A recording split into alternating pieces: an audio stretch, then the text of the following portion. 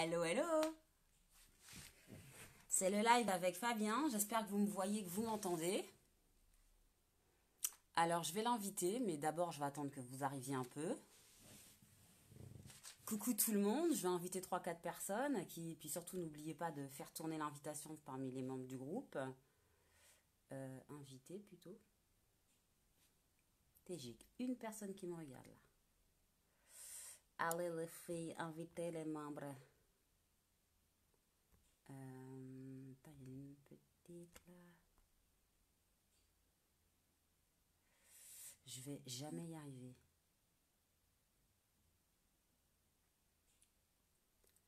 Oui.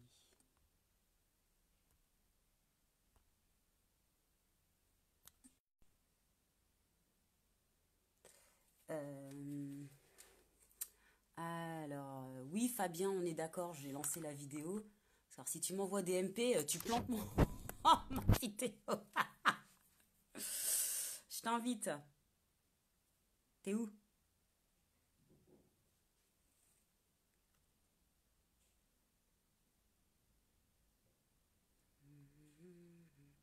Je...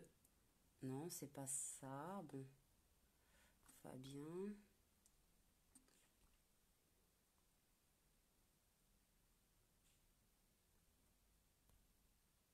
J'y arrive pas, c'est même pas la peine.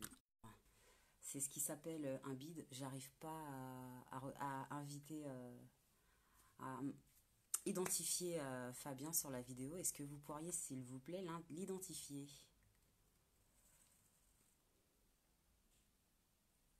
Parce que ce soir, nous allons parler de la gestion du sucre dans l'assiette et du sucre par rapport à l'inflammation.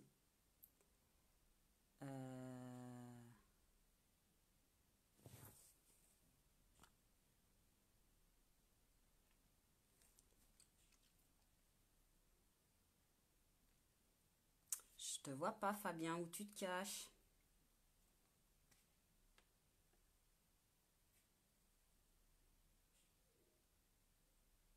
Bonjour tout le monde. J'arrive pas à l'inviter. Si vous pouviez l'ajouter, juste l'identifier sur la vidéo, qu'il puisse la voir, parce que j'arrive pas à l'identifier. Je sais pas pourquoi ça ne fonctionne pas. Pour celles qui sont déjà là, s'il vous plaît.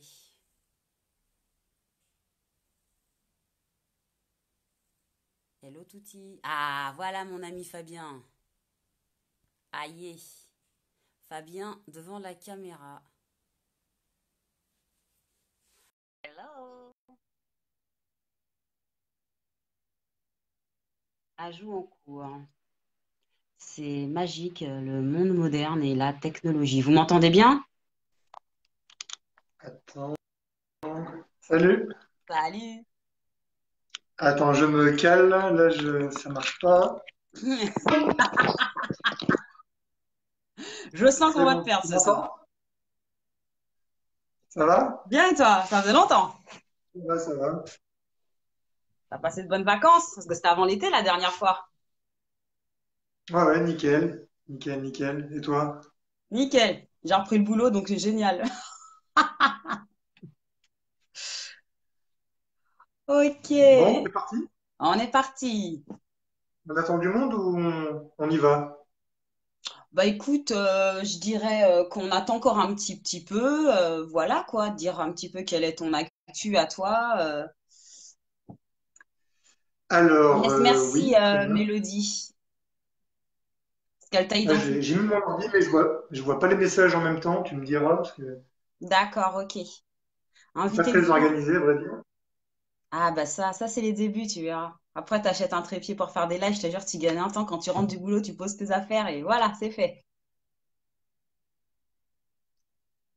Et Donc, bah, je pense que là, c'est bon, on peut commencer, hein. N'hésitez pas à identifier les membres du groupe hein, pour qu'elles puissent participer au live. Aujourd'hui, on va parler du sucre et du sucre, notre pire ennemi, mais qu'est-ce qu'on l'aime, hein. Et avec notre ami Fabien, et avoir le point de vue scientifique, nutritif, nutritionnel, nutritionnaliste de ce qu'est le sucre dans l'assiette et à quel point il ne nous fait pas autant de bien qu'on peut le croire.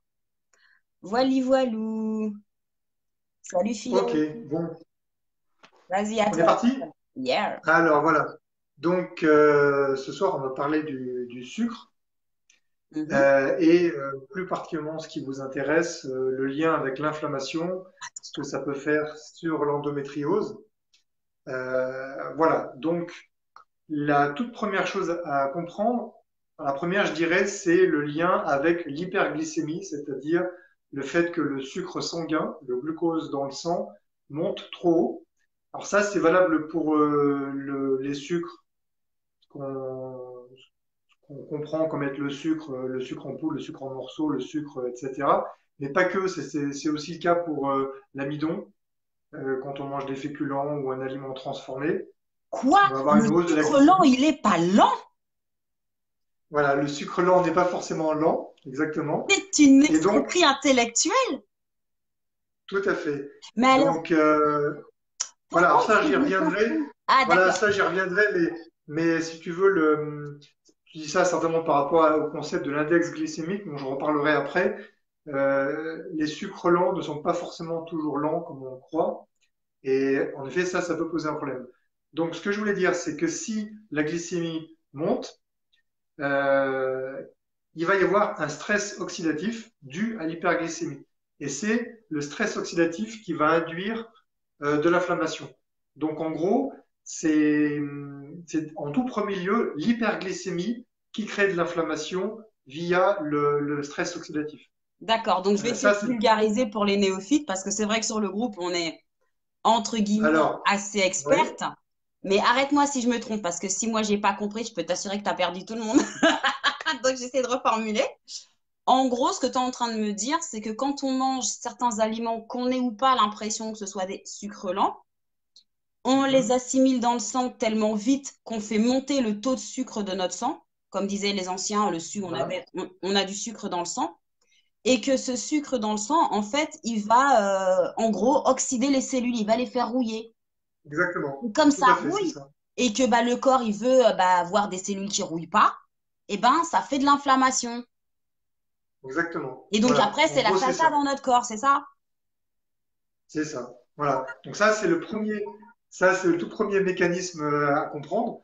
Euh, de savoir pourquoi le sucre peut être inflammatoire. Ça, c'est la première chose. Ensuite, il y a quelque chose qui est spécifique au fructose.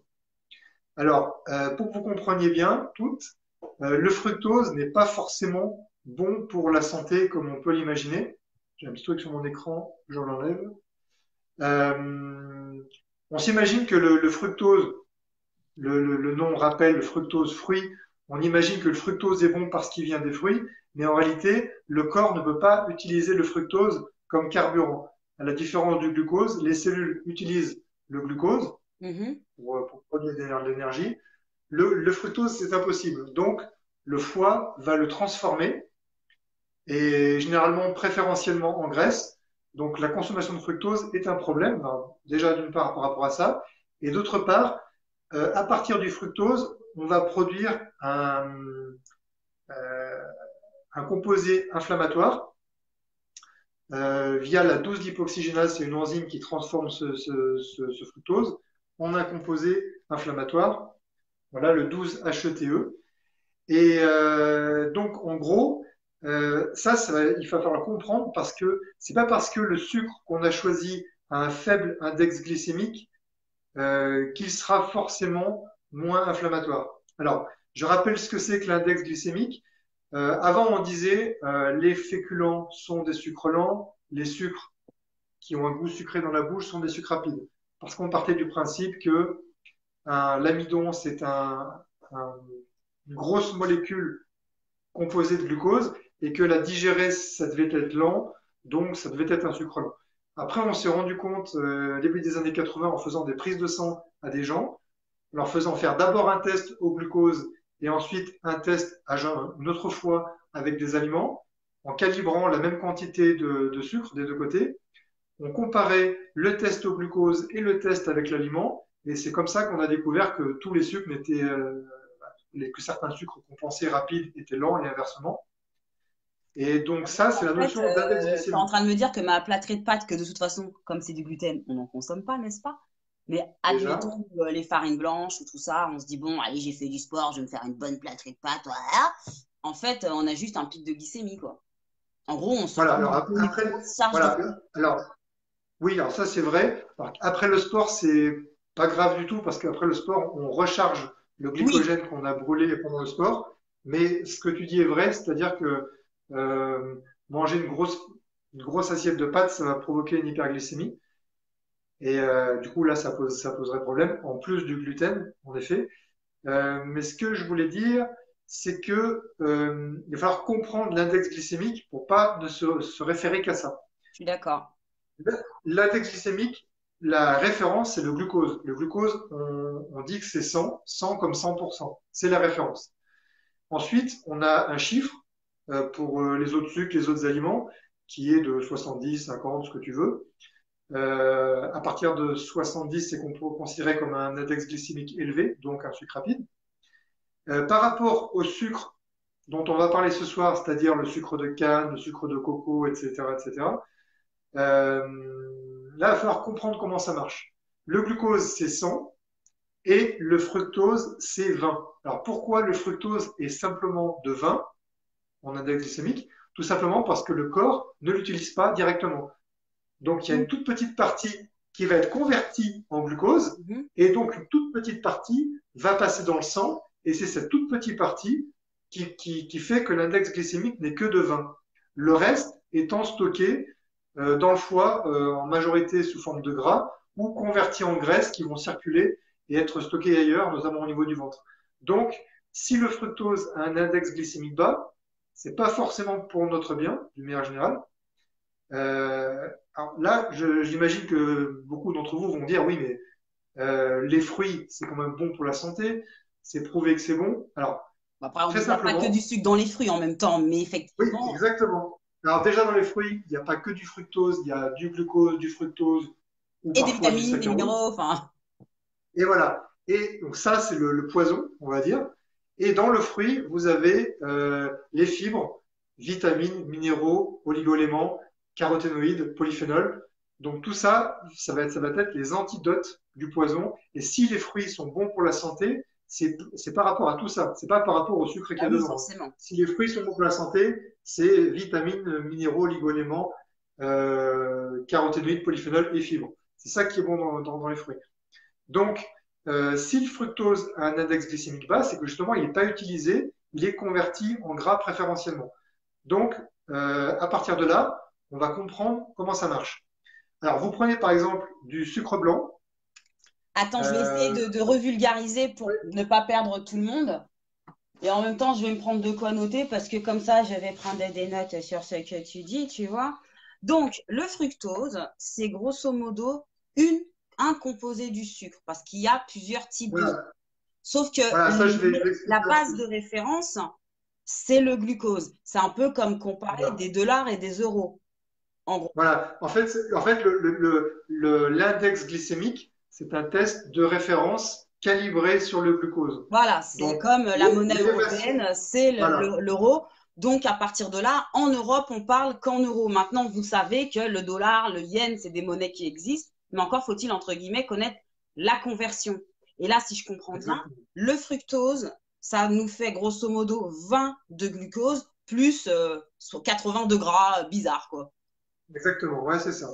En Et gros, c'est donc, du ça. coup, Et donc, quand on remplace tout l'un par tout l'autre, c'est pas un bon plan non plus.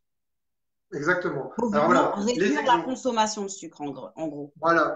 Donc, de toute façon, comme je l'ai dit, les sucres vont être pro-inflammatoires, soit parce que ça élève la glycémie, soit parce qu'il y a du fructose. Dans les deux cas, c'est pro-inflammatoire. Donc là, je vais vous expliquer les différents sucres. Voilà, par exemple, j'ai du sucre de canne complet.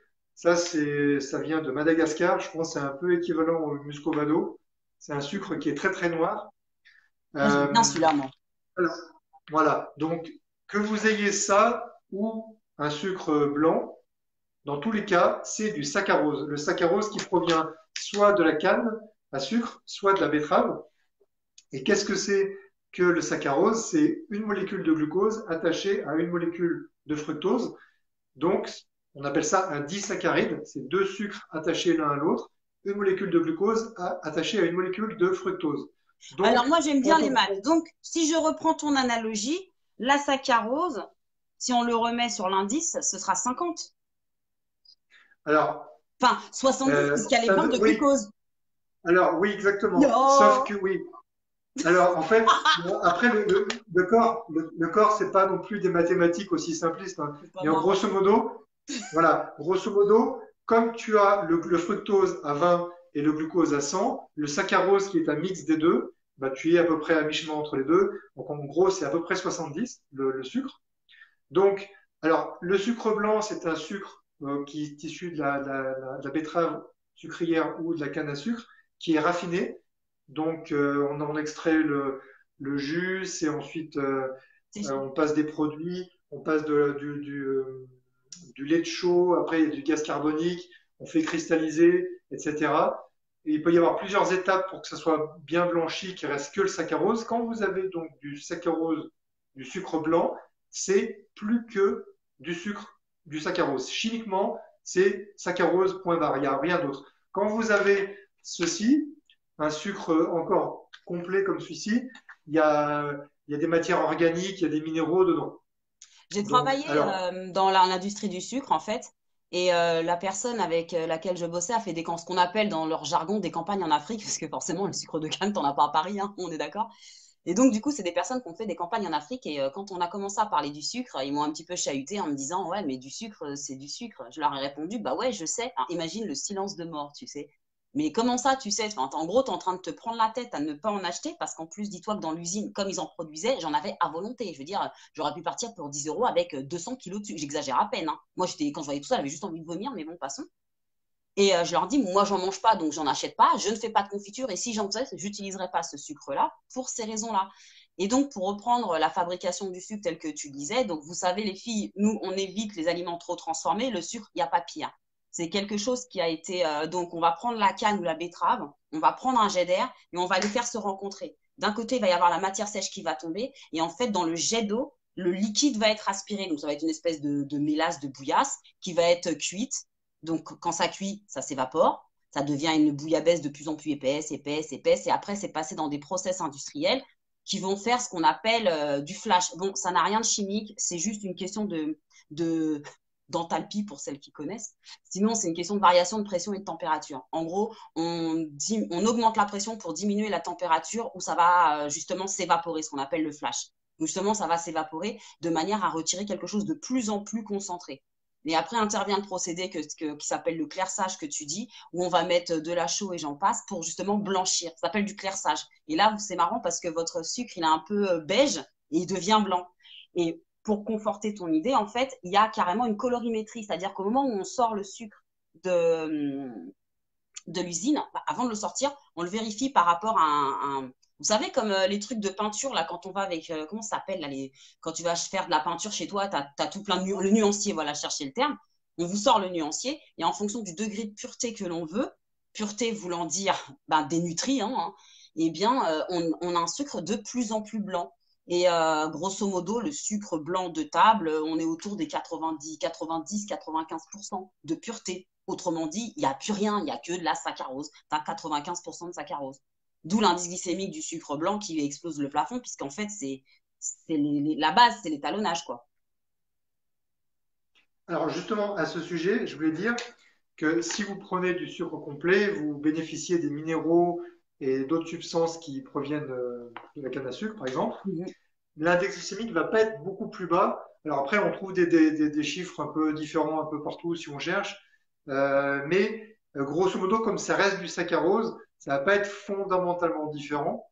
Ça, faut le savoir. C'est pas parce que le sucre est pas raffiné, qu'il n'est pas blanchi, que ça reste toujours une molécule de saccharose dedans, même s'il y a d'autres éléments intéressants comme Après, du je mettrai un fer, bémol à comme ce la qui... mélasse. Pardon. Oui. Je mettrai un bémol à ce que tu dis. Je suis complètement d'accord, ça reste du sucre. Simplement, il est moins affiné, donc Ah oui, ça c'est moins sûr. inflammatoire au sens où nous, on l'entend, à savoir que plus un aliment est transformé, le sucre, il y a pas pire transformation, en ce sens où le process que je vous ai décrit, ils appellent ça évaporation, séchage, évaporation, séchage, évaporation, séchage. Moi, j'en ai conçu avec 4 ou 5 étages où tu fais évaporation, séchage, évaporation, séchage, évaporation, séchage. Tu remets un petit peu d'eau et hop, c'est reparti. Et puis tu remets un petit peu de mélasse, tu mélanges et hop, c'est reparti. Et ça peut se faire 4 ou 5 fois. Donc, du coup, effectivement, il reste franchement plus rien à la fin. Mais maintenant, je te rejoins, vu le peu de nutriments qu'il y a d'une manière générale dans le jus de fruits, quel qu'il soit, en plus qui a été bouilli, chauffé, vous imaginez ce qui reste, bah, il reste effectivement dans le sucre complet, il y a les nutriments, mais c'est pas pour autant qu'on peut dire, ah, tiens, je vais me faire un bol de sucre moscavado, c'est plein de minéraux. Non, pas un bon. Oui, il reste un peu du chrome, du fer et tout, des trucs intéressants, mais euh, ça reste du sucre, faut le consommer avec modération. C'est ça que je voulais Complètement, dire en fait. complètement. Donc, donc grosso modo, vous avez un index glycémique de 70 pour le sucre blanc, peut-être un peu inférieur pour le sucre complet. Ne doit pas être des Euh, masses. à la limite, ce que vous pouvez faire, c'est regarder la couleur qu'a votre sucre, suivant sa provenance, suivant le process. Si c'est du rapadura qui vient du Brésil, si c'est du muscovado qui vient des Philippines, etc. En fait, c'est surtout le process qui peut être plus ou moins noir. Celui-ci est très très noir, on ne voit pas dans le paquet, Il mais c'est doit très être très comme noir. moi, le Donc c'est chocolat. plus intéressant. Pardon, Voilà. le sucre. Donc c'est plus intéressant par rapport justement à ce qui reste, donc notamment aux minéraux, d'en choisir un qui est vraiment plus noir de couleur. On va dire. Ensuite, les autres, sans jeu de mots. Ensuite, les, les autres sucres que vous connaissez certainement, le sucre de coco, qui est issu de la sève de la fleur de coco, qui n'est pas issu du fruit, hein, qui est issu de la fleur, de la sève de la fleur. Alors ça, l'indice glycémique est nettement plus bas, environ de 35. Alors ça reste un mystère. Il y a plein de débats sur le sujet. Si ça vous intéresse, j'avais écrit il y a quelques années un article là-dessus. Euh, on se pose la question parce que dans le sucre de coco, il y a le même rapport glucose-fructose que du saccharose. Il y a autant de fructose que de saccharose, pardon, il y a autant de fructose que de glucose, pardon, et pourtant l'indice glycémique est nettement plus bas.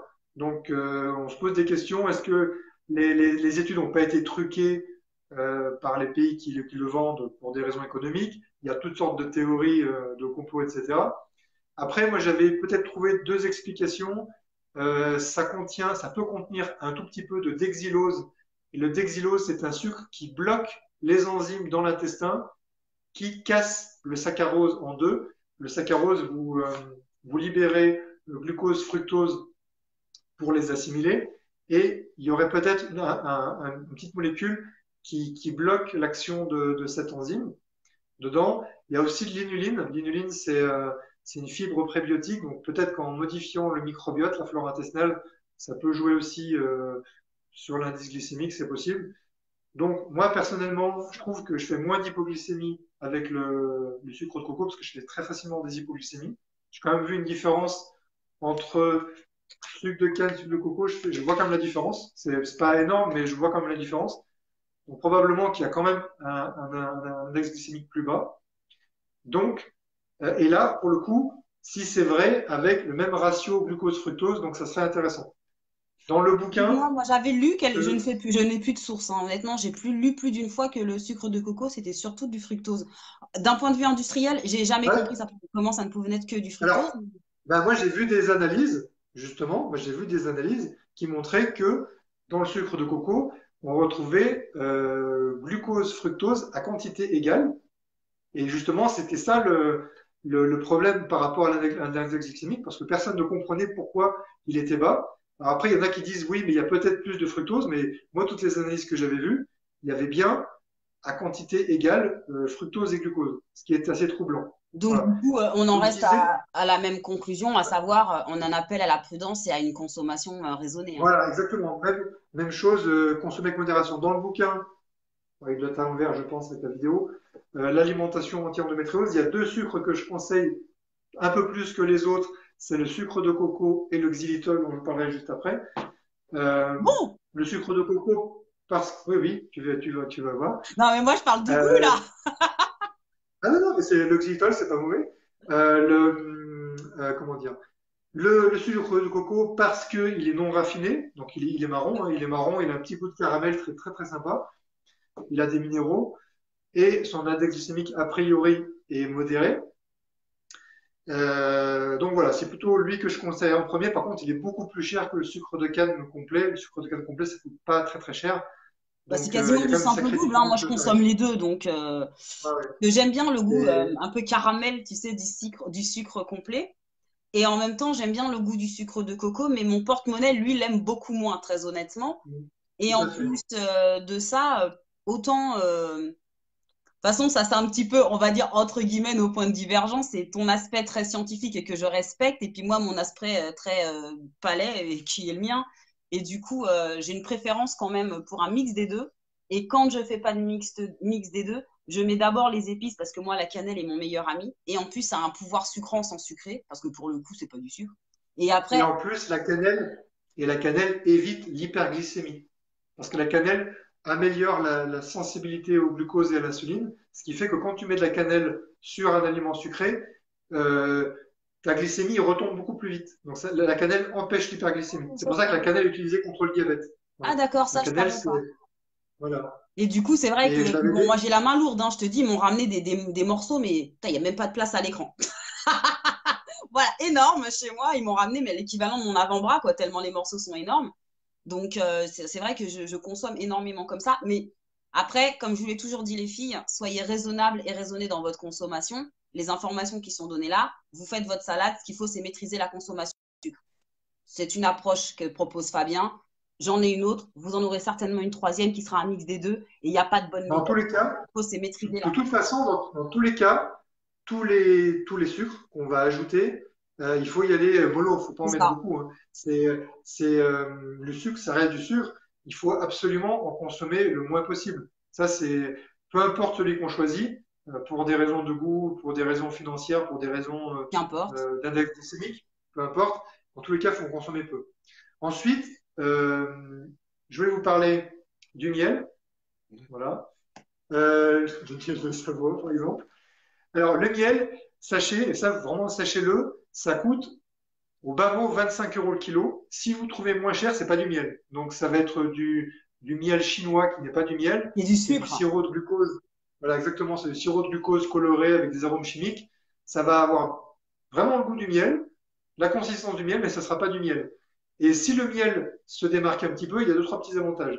Alors, le miel, euh, il est composé de glucose et de fructose. Ce qu'il faut savoir, c'est que l'abeille, elle a une enzyme qui s'appelle l'invertase, et l'invertase scinde en deux le saccharose. Donc dans le miel, vous avez le glucose et le fructose, mais qui ne sont pas attachés. C'est pas comme le saccharose, les deux sont libres. Donc ça, c'est une petite différence qu'il y a dans le miel par rapport aux autres. Ah, ensuite, le miel, les miels qui sont très liquides vont avoir beaucoup de fructose et les miels qui sont cristallisés, qui sont un peu épais, celui-ci est un peu, mais on peut le renverser, celui-ci contient certainement plus de glucose que de fructose parce qu'il est très cristallisé, il est un peu solide. Alors, j'ouvre une Donc, parenthèse aussi, pareil, en termes de oui, process industriel. J'ai lu que le miel solide, justement, il était moins falsifiable. Donc, du coup, ça, c'est un indice aussi pour acheter du miel de qualité, parce que j'utilise aussi du miel. Je l'achète solide. Comme ça, je peux en mettre dans mes cheveux, sur ma peau, dans mon assiette, voilà. Mais je l'achète solide parce qu'au moins, c'est du miel. Le voilà. liquide, on ne sait pas. Euh, donc, si votre miel est liquide, qu'il a plus de fructose, il va avoir un index glycémique plus bas. Il sera peut-être autour de 55. Si votre miel est très dur, il aura plus de glucose, il sera peut-être autour de 65. Ça varie entre 55 et 65 d'index glycémique. Voilà. Mais comme je vous ai dit, s'il est riche en fructose, alors déjà tu dis qu'il peut être plus facilement falsifiable d'une part, et d'autre part, s'il a plus de fructose, il a les inconvénients du fructose. Donc c'est pas forcément une bonne chose de choisir un miel à index glycémique plus bas, puisqu'il y aura plus de fructose avec ses inconvénients. Par contre, ce qui différencie le miel d'autres aliments sucrés, de sucre concentré, c'est qu'il contient des enzymes antibactériennes, d'où l'intérêt quand vous avez mal à la gorge, prenez une cuillère de miel. Au passage, comme ce sont des enzymes, elles sont désactivées par l'eau bouillante. Donc si vous mettez ça dans une tisane bouillante, un thé bouillant, les enzymes sont désactivées, ne sont plus efficaces, ne sont plus elles ont perdu leurs propriétés médicinales. Moi, c'était le rhum qu'on mettait avec, ça le réactive. Et il y a autre chose qui est intéressant dans le miel, deux autres choses. Ça contient des polyphénols, donc des antioxydants. Bon, c'est pas la meilleure source du monde d'antioxydants, hein, mais il y a des antioxydants dedans. Et il y a aussi des probiotiques. Voilà, le miel, comme le pollen, est une source de probiotiques. Alors, pareil, c'est pas une source énorme, mais en gros, le miel par rapport au sucre, ce qu'il a en plus, c'est une bonne, là, un peu de polyphénol, d'antioxydants, des enzymes antibactériennes, utiles quand on a mal à la gorge par exemple, et des probiotiques. Voilà. Mais comme tous les autres produits à base de sucre concentré, on ne peut pas en utiliser beaucoup. Si vous faites un petit déjeuner à base de tartines, vous mettez plein de miel, vous ne serez pas sur une alimentation anti-inflammatoire. Si vous mettez un tout petit peu de miel quelque part, c'est pas gênant, mais la règle de base, la toute première règle à bien comprendre, c'est qu'il faut peu utiliser de sucre, que ce soit du sucre de betterave, de canne, du miel, ce que vous voulez, peu importe, du sucre de coco, peu importe. Il ne faut pas beaucoup en utiliser parce que ça aura toujours des inconvénients. Donc le miel, voilà. Ensuite, une autre Attends, source. je t'arrête là parce qu'on Dis-moi. me fait remarquer des petites choses intéressantes. Alors Oui, déjà, dis-moi. Marion, quand on a un plan à 19 euros le kilo de miel qui vient de l'apiculteur, on partage. Hein, pour ça, c'est pas bien de pas partager. Et ensuite, Sarah qui dit, mais je comprends pas, le miel lui fait pas monter rapidement le taux de glycémie. Ah si, si, si. Alors, alors oui et non. Peut-être un peu moins parce que les polyphénols ont un effet hypoglycémiant. Par contre, un index glycémique autour de 60, c'est quand même pas 55, 60, 65. C'est pas un index glycémique bas, hein. Donc, en gros, ce que tu dis, c'est que de par sa C'est complexité moyen, dans la quoi. composition, Dans le ça meilleur reste. des cas, voilà, dans le meilleur des cas, l'index glycémique est moyen, il n'est pas bas. Mhm.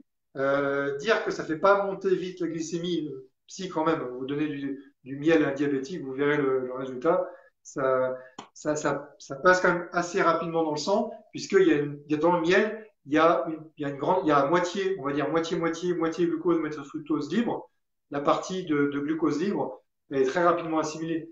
Donc, Ouais, donc en fait, donc c'est donc quand même, oui. après peut-être que la manière, parce qu'effectivement, on n'est pas non plus un tube de pétri, donc je pense qu'il y a peut-être aussi une façon du corps de réagir par rapport à certains sucres. Comme toi, tu parlais du sucre de coco par rapport à ta réaction au sucre complet. Moi, je vois pas de différence en fait, hein, honnêtement. Alors, alors en Mais fait, dans mon fonctionnement. Mais après, oui, en si fait, quelqu'un. ce qu'il faut savoir, c'est que, ouais, en fait, ce qu'il faut savoir, c'est que quand l'index glycémique est mesuré en laboratoire, quand ils font les tests pour déterminer la valeur d'un aliment, il est fait avec des gens qui sont à jeun. Donc, les gens, ils prennent du miel à jeun pour faire les tests. C'est Ouais, comme ça qu'on d'accord. a qu'on Donc la mesure. personne qui, Donc, quand on selon ce prend du qu'elle a miel, mangé, elle peut effectivement avoir l'indice glycémique qui monte pas parce que en même temps on mange pas du miel comme du sucre, donc si ça se trouve tu l'associes pas pareil aussi.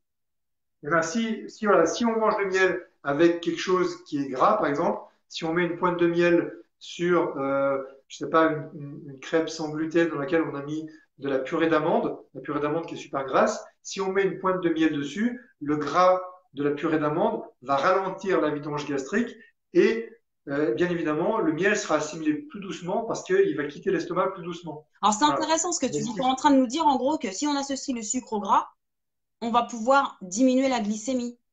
Mais du coup on risque pas de grossir, non, parce que c'est aussi une vraie question qu'on se pose. Ouais, oui, tout à fait. En fait, quand on mange, tous les aliments se mélangent dans l'estomac C'est bon. et ça tempère un peu l'index glycémique, parce que ça fait une sorte de moyenne globale, plus ou moins. Euh, mais il ne faut pas penser que pour sauver le sucre, il faut rajouter du gras, parce que si on met du gras plus du sucre, les amis, ça va pas marcher, hein. Objectivement, Donc, enfin, c'est la même règle. j'ai même envie de dire, moi, en ce qui me concerne, je suis la reine de l'hypoglycémie pendant jusqu'à il n'y a pas très longtemps. En fait, moi, mes fournisseurs, mes clients m'interdisaient de les appeler à partir de 11 heures le midi. Enfin, vous voyez, 11 heures du matin jusqu'à 13 heures, j'avais interdiction absolue de les appeler parce que comme j'avais faim, j'étais hargneuse et j'étais absolument pas consciente d'être à cran en fait, hein. Donc quand j'avais ma glycémie qui tombait, j'étais vraiment à cran. Donc tout ça pour dire que depuis que je suis passée au régime anti-inflammatoire et que donc du coup moi, à partir du moment où j'ai arrêté le bol de lait le matin, les tartines dans du thé, ça m'intéresse pas, le café à jeun, ça m'a jamais attiré. Bah, du coup, je suis passée spontanément et naturellement au salé le matin et donc gras par le fait. Et en faisant ça, je ne fais plus du tout d'hypoglycémie. Ça fait 5 ans que je ne fais pas de crise. Donc voilà, le sucre, voilà, c'est un petit coup doux, un petit côté doux, un petit côté doudou qui doit rester. C'est pour d'où l'intérêt et l'objectif de cette émission, parce que maintenant nous sommes une émission, n'est-ce pas? D'où l'objectif en fait de cette réunion, c'est de vous expliquer qu'en pleine conscience, quand vous mangez certains aliments, ils ont effectivement des contraintes.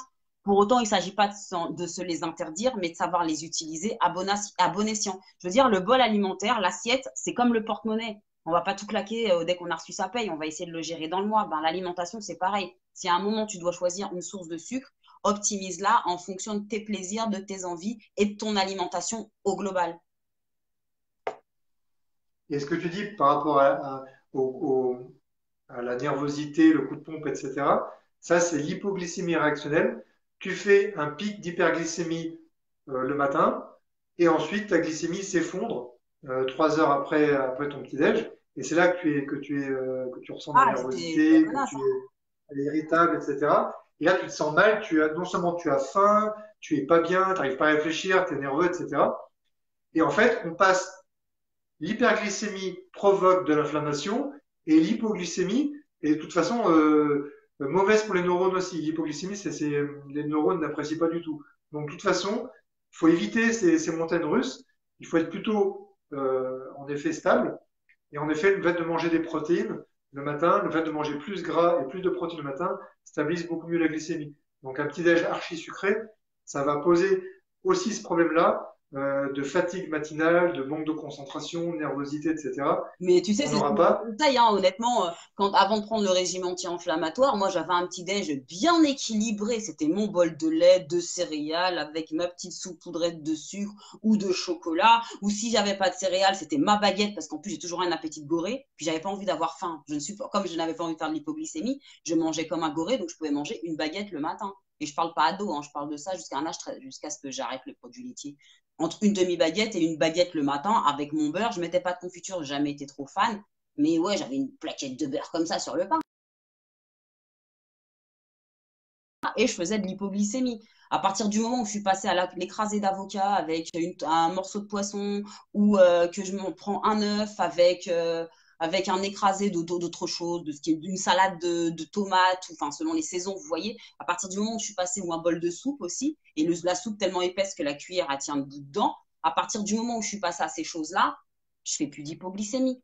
Et le peu de fois où il m'arrive d'en refaire, c'est qu'il y a toujours un moment où j'ai envie d'un petit kiff, une journée un peu plus sucrée que d'autres. Bah là, vous pouvez être sûr, c'est la merde. Je vais me taper des crises d'hypoglycémie comme j'en ai pas eu depuis des années. Et ça fait bizarre quand on n'a pas eu de crise depuis 4 ou 5 ans. Tout à fait. La suite. Alors ensuite, vous avez le sirop d'érable de nos chers amis du Canada. Donc, alors le sirop d'érable, l'index glycémique, ça va être autour de 60, quelque chose comme ça. Alors là, est-ce que ça a un intérêt? Alors, ça contient des polyphénols, donc des antioxydants. Pour cette raison-là, on a découvert qu'il y a certaines molécules dedans qui sont anti-cancer. Et ces polyphénols, il y a deux polyphénols majeurs dedans. Je les ai notés, l'acide abscisique qui régule la glycémie. En fait, les polyphénols, donc les antioxydants qu'on a dans les végétaux, ils ont généralement un effet hypoglycémiant. Ce qui fait que là, l'index glycémique est légèrement inférieur au sucre de canne grâce à ces antioxydants. Donc, le sirop d'érable, ça reste un sucre archi concentré sous forme liquide. Donc, c'est pareil, là, il faut vraiment y aller mollo. Il ne faut pas utiliser beaucoup ce produit. Faut pas faire comme dans Euh, la télé, là, le truc avec la crêpe et tout, et le sucre qui dégouline. voilà, le pancake qui dégouline de sirop d'érable, ça ne le faites pas. Même si vous avez fait des pancakes sans gluten, euh, à base de bananes, de farine sans gluten, etc., ne mettez pas, ne faites pas dégouliner du sirop d'érable dessus, c'est beaucoup trop. Ça, c'est clair et net. Même s'il y a quelques polyphénols antioxydants dedans qui sont bénéfiques, globalement, Ça reste du euh, sucre. en fait, il faut prendre l'aliment dans sa globalité. Il n'y a pas assez d'éléments bénéfiques pour en prendre beaucoup. N'importe quel sucre, il n'y a pas assez d'éléments bénéfiques pour en prendre beaucoup. On est obligé de limiter fortement la quantité. Même si certains produits naturels, parce que ça c'est naturel, il n'y a pas d'étape de raffinage, euh, même si c'est naturel, ça reste un sucre concentré. Tous ces produits-là, ça va dans la case sucre concentré, et donc ils ont globalement à peu près tous les mêmes inconvénients, si vous voulez. Voilà. Ensuite, je voulais vous parler, pour finir, de deux autres choses. Le xylitol, alors j'ai pas de xylitol sur moi, j'en ai plus en tout cas. Le xylitol, c'est un polyol. Donc les polyols, ce sont des sucres alcool. Alors je ne vais pas vous faire un cours de biochimie, mais Moi, j'ai entendu alcool, j'aime si vous bien. êtes, ouais, si vous êtes biochimiste, en gros, c'est un sucre qui n'a pas de groupement carboxyle, qui a un groupement OH à la place. Peu importe, on s'en fout. Ce sucre-là, le corps ne va pas pouvoir l'assimiler. Donc, c'est ce qu'on retrouve par exemple dans les bonbons sans sucre, les pastilles sans sucre, ce qui fait la matière de la pastille sans sucre, ce sont des polyols. C'est du xylitol, du sorbitol, du maltitol, etc. Ce sont des sucres qui peuvent être intéressants parce qu'ils ne sont pas assimilés par l'intestin. Donc, il y a avantage à inconvénient, je vous explique. Le xylitol va avoir un index glycémique de 7, c'est-à-dire 10 fois moins que le saccharose, 10 fois moins que le sucre de canne. Tout simplement parce qu'il n'est pas assimilé, voilà, ou très mal assimilé. Donc, ça, c'est son avantage. Ça va être un sucre blanc, cristallisé, c'est le sucre de l'arbre, du bouleau. Donc, Mhm. c'est un sucre qui est naturel. Mais oui, mais c'est un Mais sucre affiné du coup. oui, mais comment dire, le process, je ne pense pas qu'il nécessite toutes les étapes de rinçage, de cristallisation comme on fait avec les autres sucres Ah, et ça, d'infusion. honnêtement, pour le coup, j'ai fait canne et betterave, j'ai pas fait xylitol. Voilà. Mais Mais on vu ce en que tu me dis, extrait à un mon avis, sucre. c'est le même process, hein. Alors ça, je Là, ne c'est connais pas là. tout le process pour l'oxytol, mais à la fin, il vous reste un sucre blanc, un peu cristallin, un peu plus pulvérulent que le sucre. Ça fait un sucre un peu plus léger quand on prend la cuillère. Et le goût est sympathique, hein, ça a le goût du sucre, c'est un petit goût frais dans la bouche, c'est un petit goût de menthe. Un petit goût de Donc ça dentifrice. a pas, ouais, un petit goût de dentifrice, voilà. Et avantage, ça n'élève pas la glycémie. Alors il y a quand même deux inconvénients. Premier inconvénient, ça coûte très cher. Du xylitol, un paquet de 300 grammes, ça va coûter 8 euros, quelque chose comme ça. Donc, ce sera consommé avec Donc modération, ça, c'est la bonne nouvelle. voilà. Et par exemple, mais ça pourrait se mettre par exemple, dans un sorbet qu'on se fait au blender. On pourrait le mettre Ouais, dans un ça peut gâteau. être sympa, hein. On peut l'utiliser. Voilà. Ça peut être utilisé vraiment à la place du sucre blanc classique. L'inconvénient, c'est que c'est un FODMAP, puisque c'est un sucre qui ne va pas être assimilé et qui va être dans l'intestin fermenté ou qui va être, en tout cas, qui va attirer l'eau dans l'intestin. Donc, ça peut faire gonfler le ventre. Alors, si on en consomme beaucoup, ça peut être un peu laxatif. Faut quand même vraiment abuser. Mais on va classer le sorbitol pardon, le xylitol, pardon, qui pourrait poser Attends, problème ça quand a on a coupé, tu le. disais quoi? Ça Oui, a coupé. je reçois plein de messages en même temps, ce qui n'est pas pratique. Je disais, le xylitol, on peut le considérer comme un FODMAP. Les fameux sucres qu'on évite quand on a l'intestin irritable, quand on a le ventre qui gonfle. Et ça peut être un inconvénient. Donc, en gros, avantage, index glycémique vraiment râlez pas crête, super bas, 7, 10 fois moins que le saccharose. Ça, c'est son avantage. Ses inconvénients, c'est qu'il coûte cher et que c'est un FODMAP. Mais globalement, les deux sucres que je conseillerais pour l'endométriose, ce serait le sucre de coco, sucre complet et index glycémique modéré, et le xylitol, puisque là, il n'est pas assimilé. Et si on est modéré, normalement, ça passe, hein. Si on n'en prend pas des tonnes, généralement, le xylitol passe très bien. Et en tout dernier, il y a un autre sucre que certains d'entre vous ont peut-être vu sur Internet ou autre, c'est l'érythritol. Bon, ça, c'est écrit en français, mais érythritol, ici. L'érythritol, c'est aussi un polyol. Donc, l'érythritol, c'est un sucre qu'on a naturellement dans l'organisme, qui, euh, qui est un sucre endogène. Euh, pour celles qui font de la physiologie dans la voie des pentoses. Donc, même si c'est un sucre, comment dire, blanc, qui a le goût du sucre, enfin, c'est pas très sucré, c'est un peu moins sucrant que le sucre normal, c'est vrai. C'est un sucre blanc, Son gros avantage, c'est que l'index glycémique est de zéro. Zéro, rien du tout. Du En sucre fait, il qui est a un effet de assimilé. zéro? C'est quoi Alors, c'est simple. Alors, je t'explique pourquoi. Il est assimilé. Donc, en étant assimilé, on peut ne pas le considérer comme un FODMAP, puisque il va pas causer de troubles dans l'intestin, puisqu'il est assimilé. Mais, dans l'organisme, il ne va pas faire monter la glycémie, parce qu'il ne suit absolument pas la voie métabolique du glucose. Donc, une grande partie va partir dans les urines, et l'autre partie va être métabolisée. Donc, ce sucre-là ne se transforme pas du tout en glucose. Et donc, du coup, même assimilé, on va considérer son index glycémique de zéro. Alors là, on pourrait dire, chouette, on a enfin trouvé un truc Ah ouais, génial. là, t'es en train de me dire que Euh, je peux me noyer dans un truc chelou, là. voilà, mais j'ai quand même trouvé une étude suspecte, une étude qui est assez récente. Euh, Ils ont remarqué, c'est une étude sur des étudiants, ils ont fait des tests sur des étudiants, ils les ont suivis pendant leurs études, et ils ont remarqué que chez ceux qui prenaient du ventre, ceux qui avaient la masse grasse qui augmentait, la masse grasse abdominale, ils retrouvaient des taux d'érythritol dans l'organisme qui étaient augmentés. Donc en gros, on a trouvé une association entre l'érythritol et la graisse abdominale, ce qui n'est pas du tout bon signe. Donc l'érythritol qui semblait avoir tout bon sur tous les points, finalement, il est associé, alors il y a une étude, ça reste à confirmer, hein, c'est qu'une seule étude, on a une étude qui a montré qu'il était associé à la production de graisse abdominale. Donc, finalement, Bon, c'est on en peut-être a pas assez comme ça, les forcément. filles, hein. Hein. Voilà. Donc, c'est peut-être pas le meilleur truc.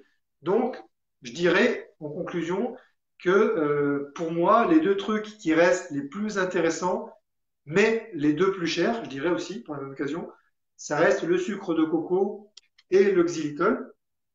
Pour moi, c'est vraiment les deux qui se démarquent le plus des autres D'accord. parce que l'index glycémique est plus bas et principalement, voilà, c'est peut-être ceux qui ont le moins d'inconvénients santé, mais ils ont quand même des inconvénients quand même, hein. Voilà. Donc, grosso modo, n'importe quel sucre concentré, que ce soit issu de la betterave, de la canne à sucre, de la fleur de coco, d'autres choses, euh, du sirop d'érable, du miel, euh, tout ça, si vous voulez, il faudra y aller mollo, il faudra prendre des petites quantités. On ne pourra jamais consommer ça en grande quantité. Si vous mangez tous ces aliments-là dans les quantités que font la plupart des gens, là, ils en mettent de partout, hein, ça se calcule en cuillère à soupe, à droite, à gauche, Ça. etc. Vous allez trop en prendre. Et là, très très important, je rebondis sur un truc parce que j'ai souvent vu des recettes qui certes sont sympathiques, mais si vous faites beaucoup de gâteaux, même avec du sucre complet, vous allez consommer par les gâteaux beaucoup de sucre. Donc, grosso modo, si vous voulez garder une alimentation anti-inflammatoire, vous ne pourrez pas manger plein de gâteaux. Il faut manger des vrais aliments. Il faut manger des fruits, il faut manger des graines, des noix, des choses toutes prêtes. Mais si vous faites des gâteaux à la Toutes fin de prêtes, tous les repas, il y a des naturelles, hein. gâteaux. T'as dit des choses toutes prêtes. Ah, Donc, c'est pas tout prêt, je vais au McDo, hein. C'est tout prêt, naturel, des graines, des oui, oui, oléagineux. exactement. Que la nature nous donne déjà fait comme ça, Ouais, un si tu bon veux. packaging naturel, Donc, quoi. voilà, exactement.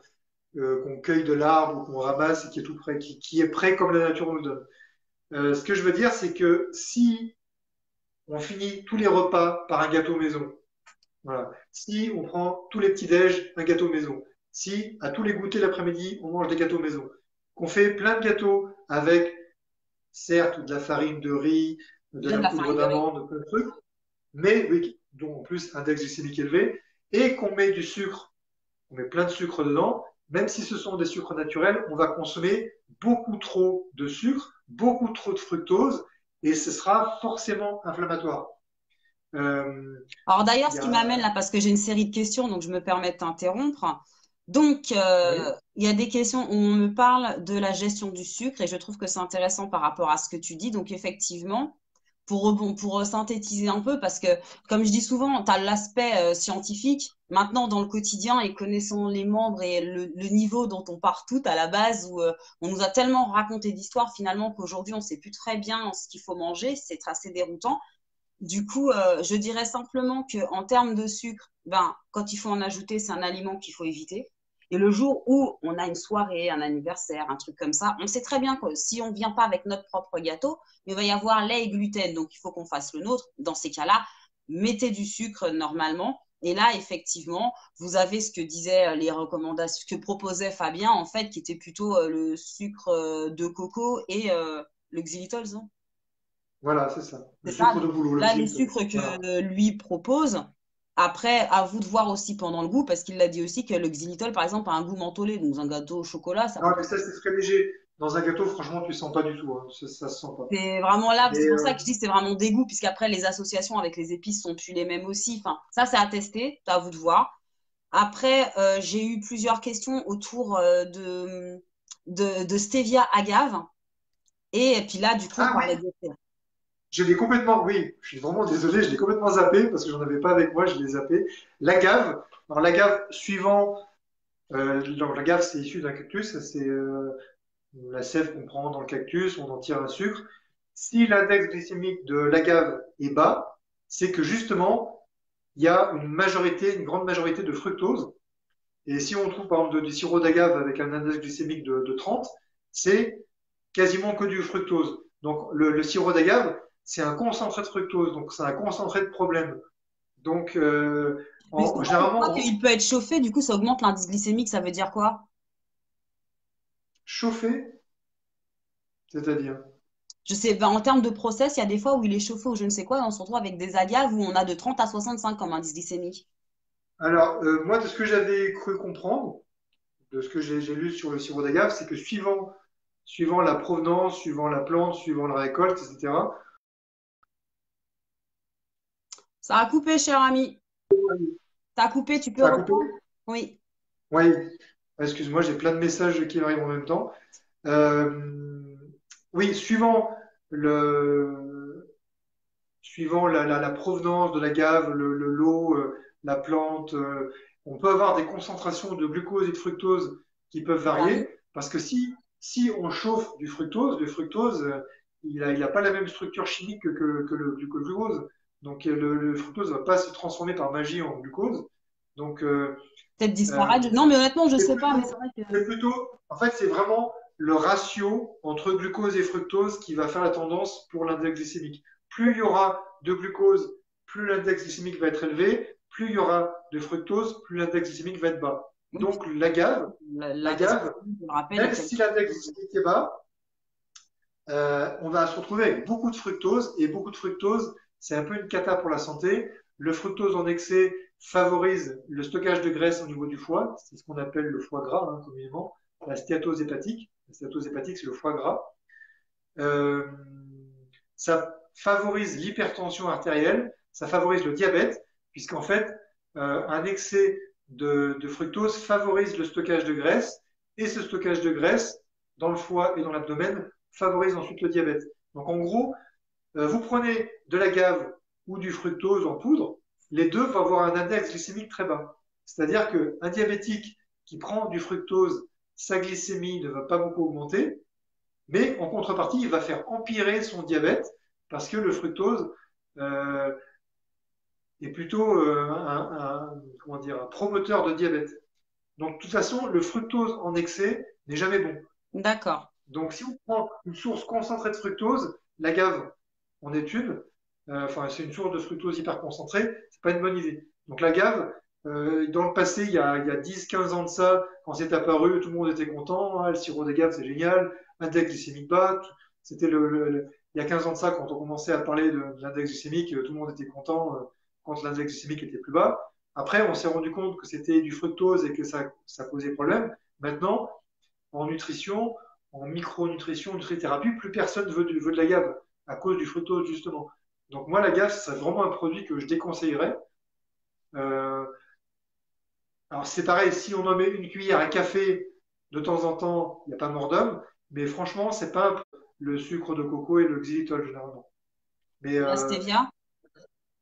alors euh, la stevia, c'est un édulcorant naturel issu de la plante stevia, qui est un peu apparenté au thé, qui contient euh, un sucre qui une fois sur les papilles, va induire un message au cerveau qui va faire croire au cerveau que c'est hyper sucré. En gros, la stevia est 300 fois plus sucrante que du sucre. Donc, il suffit qu'il y en ait une quantité infime dans la bouche pour que ça paraisse hyper sucré. Donc, quand vous avez un produit à base de stevia, soit vous avez un tout petit peu de stevia, c'est vraiment rien du tout, c'est quelques microgrammes qui sont dans un comprimé ou dans une poudre.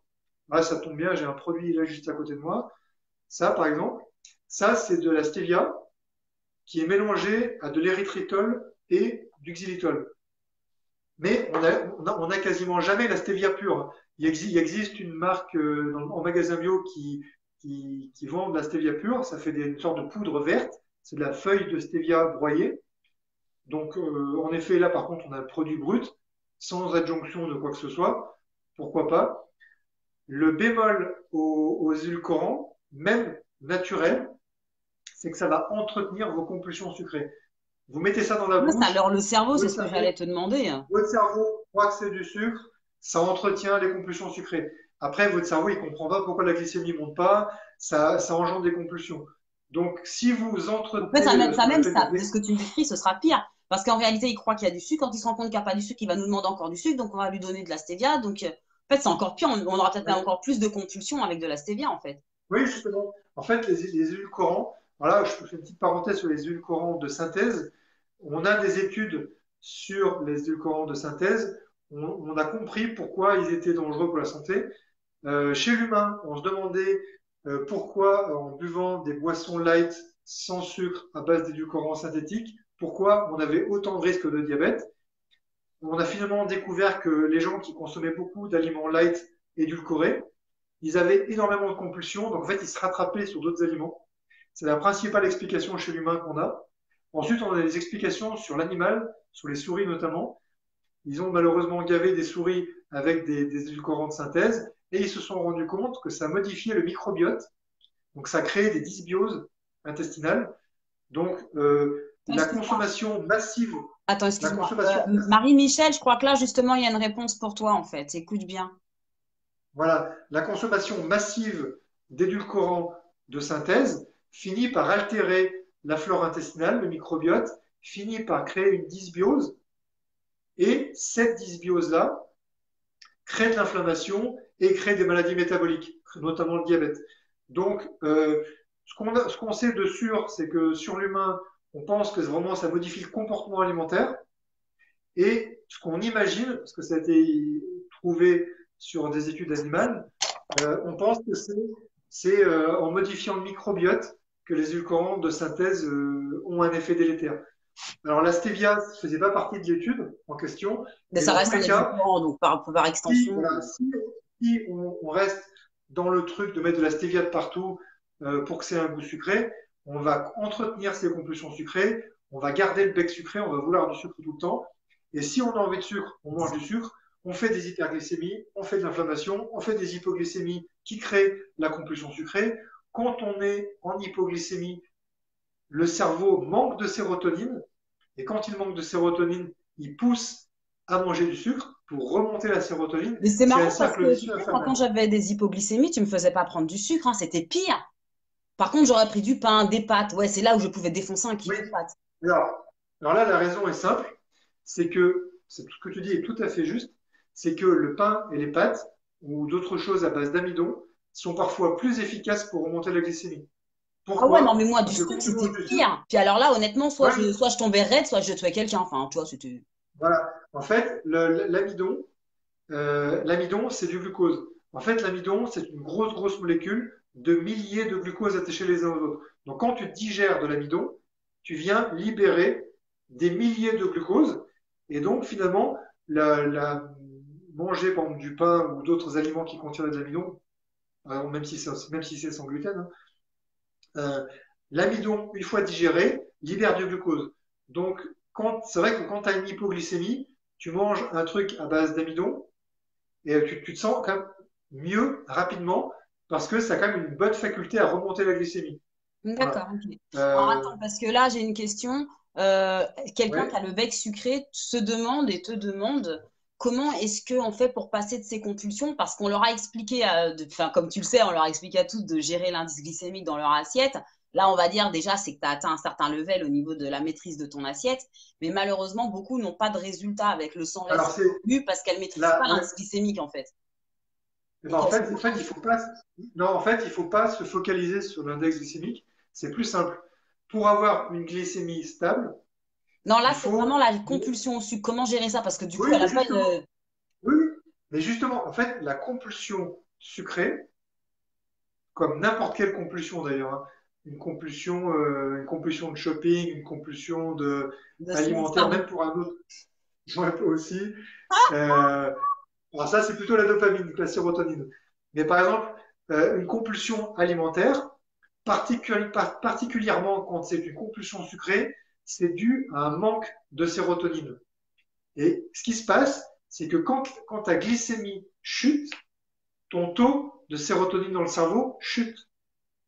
Donc, si tu es constamment en train de faire des hyperglycémies suivies d'hypoglycémie, tes hypoglycémies vont engendrer une baisse de la sérotonine cérébrale.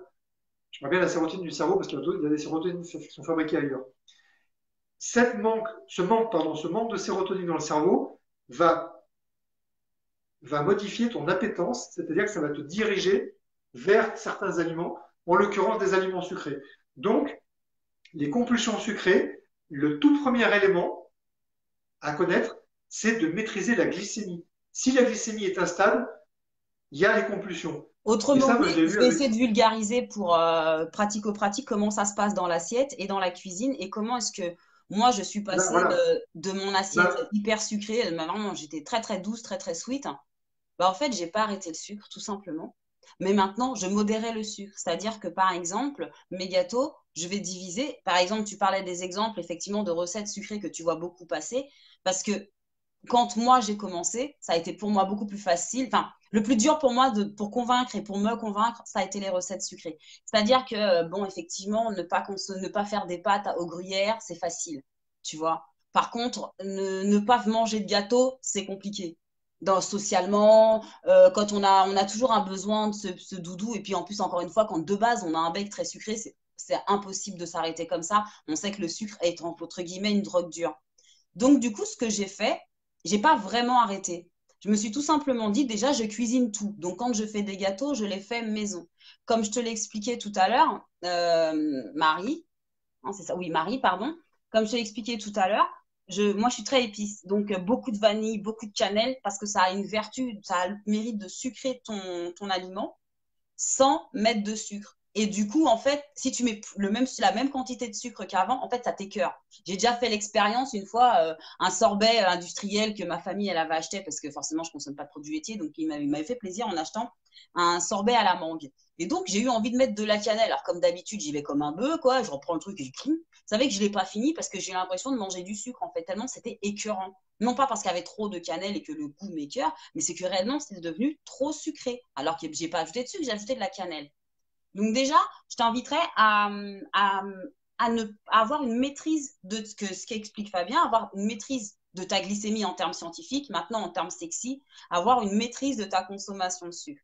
Donc, garde-toi, par exemple, terminer tes repas sur une note sucrée. Eh ben, fais-toi tes gâteaux. Maintenant, tu sais que tu vas pas manger une part entière, tu vas peut-être manger une demi. Ça te frustre? Eh ben, tu reprendras une demi-part un peu plus tard. Et ainsi de suite. Et tu verras qu'à la longue, tu vas réduire tout naturellement et spontanément ta quantité de sucre. Mais aujourd'hui, je ne cuisine même plus de gâteau en fait. Bon, par contre, si je fais un gâteau, il est mort dans la journée. Mais bon, ça, c'est autre chose. Je alors mets moi, en fait, ce que je voulais dire, c'est que j'avais une astuce quand même pour que la glycémie soit plus stable.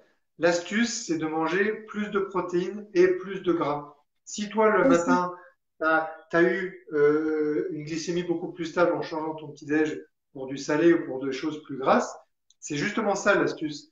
Si vous consommez des aliments archi sucrés ou qui sont à base d'amidon et de sucre, votre glycémie va être instable.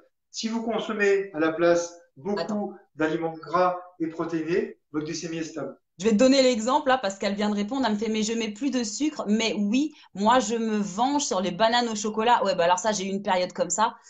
Et je sais pas si tu te rappelles comment ça s'est fini. Ça s'est pas bien fini pour moi. Je me suis fait une dysbiose. Donc, du coup, une espèce de espèce de candidose dont j'arrivais pas à me débarrasser. Et par-dessus le marché, c'est que c'est devenu une mycose. C'était vachement plus drôle. Donc, du coup, j'ai interdiction de manger du sucre, je sais pas pendant combien de temps. Après, elle disait, je me venge beaucoup sur le riz et les pommes de terre. Bah voilà, t'as tout dit. En Voilà. fait, ton Bah, du coup, problème, ça marche pas. Ça ne voilà, marche pas. ça marche Voilà. pas. Ça marche pas parce que ça continue de faire de l'hyperglycémie et de l'hypoglycémie. C'est pour ça. L'astuce, c'est de manger des avocats, des noix, des noisettes, des amandes, euh, C'est ça que du je lait de peux coco. défoncer, moi, comme ça, Voilà. une quantité industrielle de noix de cajou ou d'amandes. J'aimais beaucoup, en fait, où j'ai été, t'achètes en vrac, donc j'aimais beaucoup en verre où j'ai amandes, j'ai noix bref, mes noix. Et j'ai également des pépites de chocolat quand je me fais mes cookies, tout ça. Sauf qu'en fait, comme je viens de le dire, j'en fais de moins en moins parce que j'en ressens moins le besoin. Et quand j'en fais, je ne le fais pas à la farine. Il y a beaucoup de recettes là qui sont mises en ce moment sur le groupe à base de poudre d'amandes, de poudre de noisettes. Je n'utilise pas de farine justement pour l'histoire de l'indice glycémique. Du coup, je garde ce côté sweet avec le biscuit et le gâteau, puisque ça reste un biscuit ou un gâteau, mais il n'y a pas de farine, donc il n'y a pas le faux sucre, tu vois, le truc qui te donne l'impression de ne pas manger de sucre, mais qui en fait en est. Du coup, j'ai pas ce problème. Ça aussi, c'est vrai que c'est quelque chose que j'ai fait. Et du coup, je sais même plus ce que j'étais en train de dire. Je perds la tête. Ah oui, du coup, je prends une poignée de noix de cajou, une poignée d'amandes et une petite pincée de pépites de chocolat. Et je fais ça. Et il faut que je fasse gaffe parce que je peux défoncer le pot comme ça dans la soirée si je fais pas attention. Il y a aussi un autre truc que je voulais Chocolat ajouter, noir c'est sans que sucre, hein. quand on mange des glucides, donc ça peut être des féculents ou un aliment sucré, en tout cas des glucides, euh, quelques heures après le repas, on va sécréter une hormone qui s'appelle la gréline. Et la gréline, c'est une hormone qui augmente la faim. Donc, on mange un truc sucré ou un truc qui contient de l'amidon, donc du farineux et du sucre. 2 heures, 2 heures après, on se tape un pic de gréline qui redéclenche la faim. C'est pour ça Quand qu'on on a faim mange après du un McDo. gras, ouais, en fait, il y a deux choses. Il y a la gréline et l'hypoglycémie qui généralement arrivent à peu près en même temps et du coup engendre la compulsion et la faim qui revient. Alors que si on mange du gras, la gréline descend. Plus on mange gras, quand on mange un aliment gras, la gréline descend. Ce qui fait que si vous Mais du faites un coup, régime un la peu plus question. protéiné et un peu plus gras, vous n'avez plus faim, vous n'avez plus envie de manger de sucre. Mangez une Donc en salade fait, avec pour de l'avocat, des noix dedans, mangez des aliments fibreux, gras, avec des sources de protéines végétales ou animales, selon ce que vous mangez, vous verrez que finalement, en mangeant plus de fibres et de graisses et de protéines, vous n'avez pas faim et vous n'avez pas de compulsion sucrée, vous n'avez pas envie de sucre. Vous faites un repas, vous vous dites je vais manger des féculents pour tenir, vous ne tiendrez pas, vous aurez faim, vous serez fatigué, vous aurez des compulsions, vous aurez la dalle. Ça, je l'ai vu chez des tas de gens. Ça fait des années que je le vois chez des tas de patients. Ça le fait à tout le monde. Donc en fait, là, ce que tu dis, c'est que en gros, il faut qu'elle arrête. Enfin, elle arrête. Encore une fois, Marie n'y voit aucune obligation. Il ne s'agit pas de se frustrer, mais il s'agit de cheminer et de progresser En vers. fait, il faut rajouter des aliments protéinés, rajouter des aliments gras et fibreux qui vont chasser au fur et à mesure les aliments sucrés et la glycémie va tellement être beaucoup plus stable que les compulsions vont disparaître. Mais c'est vrai Ça, c'est qu'effectivement, sûr. moi, pour te dire, j'ai recommencé à bosser. Donc le midi, je maîtrise un peu moins mon assiette parce que donc quand tu as été en arrêt pendant un certain temps, tes journées sont longues. Mais quand d'un coup, elles se résument à 2 heures le soir, bizarrement, tu as moins de temps. Et du coup, j'ai du mal à me réorganiser, ce qui fait que le midi, je mange dehors. Et donc, effectivement, ça se termine beaucoup avec des féculents, riz, patates. Et c'est vrai que depuis, je dégomme. En fait, moi, c'est plutôt les fruits. J'ai pas envie de gâteau. Ça m'a fait, de toute façon, en fait, la seule fois où j'ai mangé des gâteaux, ça m'a fait une crise de foie spectaculaire. Donc, je pense que rien que de voir le paquet, je suis malade. Mais beaucoup de fruits, en fait, parce qu'il y a des panières de fruits maintenant dans les entreprises. Et c'est vrai qu'effectivement, je dégomme les fruits. Tu vois, c'est vraiment quand tu commences à manger tel qu'on nous l'a enseigné, à savoir un déféculant, parce que c'est des sucres lents et que ça tient au corps 2 heures, mais ça, on te le dit pas, par contre, tu as une tendance à compulser sur les sucres. Donc, effectivement, Et, je fais moi maintenant plus quinoa, lentilles, avec après des légumes divers et variés, des salades diverses et variées. Et forcément, dans chacune de mes salades, quand j'en fais, il y a des oléagineux, il y a de l'huile, il y a comment on appelle ça? des noix, des noisettes, de l'huile. Il y a des poissons gras parce que je suis pas super viande, donc c'est plutôt poisson gras, genre maquereau, hareng, choses comme ça. Et c'est vrai que quand je fais ça, j'ai pas cette sensation.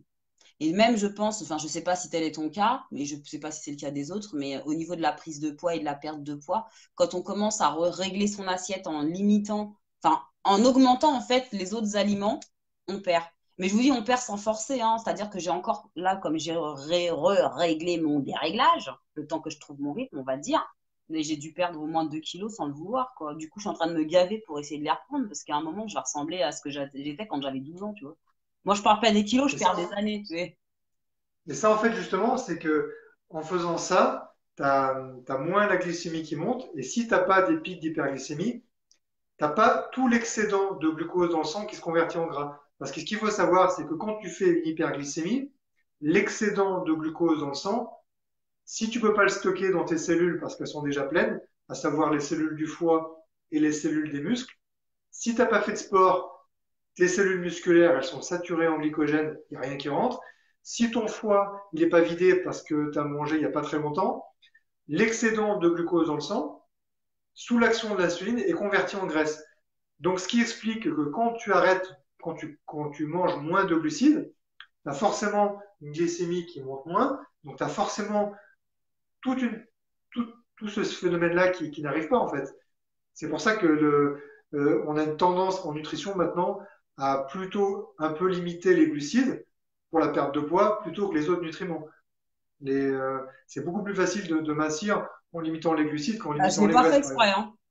Dans la mesure où effectivement j'ai compris que moi mon problème c'était, comme je l'ai toujours dit, moi ça n'a jamais été le gluten. Par contre les produits laitiers c'est ma kryptonite et le sucre c'est fatal. Si j'ai une augmentation de sucre, je me tape des céphalées de tension mais à me taper la tête contre les murs. J'ai complètement les trapèzes raides, la nausée et puis alors après selon la période du mois où je me trouve, comme vous le savez, ben là c'est la mort, là c'est le drame. Donc j'ai commencé comme ça et effectivement j'ai fondu comme neige au soleil, hein. Je l'ai même pas fait exprès, hein.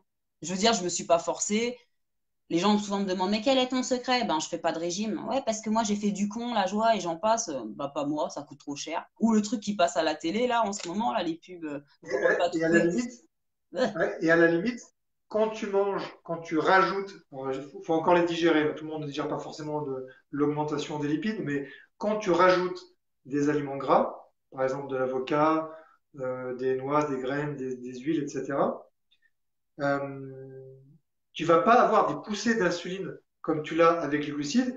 Et il faut savoir que les protéines aussi induisent une poussée d'insuline. Quand tu manges une protéine, qu'elle soit animale ou végétale, peu importe, les acides aminés qui composent la protéine stimulent l'insuline, alors que le gras non. Ce qui fait que, c'est même plus efficace de manger, de rajouter du gras que de rajouter des protéines quand tu veux maigrir. Et ça paraît fou parce que les gens ne comprennent pas qu'en rajoutant du gras, tu perds du gras. C'est un Ah peu non, hors mais c'est sujet pas pour la vidéo logique, de ce hein. soir, Mais c'est du drame. mais, Quand je leur dis, par exemple, là encore ce midi, on est au restaurant. Alors moi, maintenant, avec mes collègues, je suis devenue le spectacle. C'est quand on arrive dans un restaurant, ils attendent ma question et la tête du serveur. Est-ce qu'il y a du lait? Alors, il n'y a jamais de lait, mais bizarrement, bon, il y a un petit peu de crème ou un tout petit peu de beurre. Bon, je peux surtout pas en manger, tu vois, mais bon, c'est pas grave. Et toujours est-il que on me dit, mais c'est gras, mais son truc aussi, parce que je prends autre chose, mais c'est gras aussi. Je fais, mais t'as pas compris que c'est pas le gras qui me pose problème, je mange très gras en fait.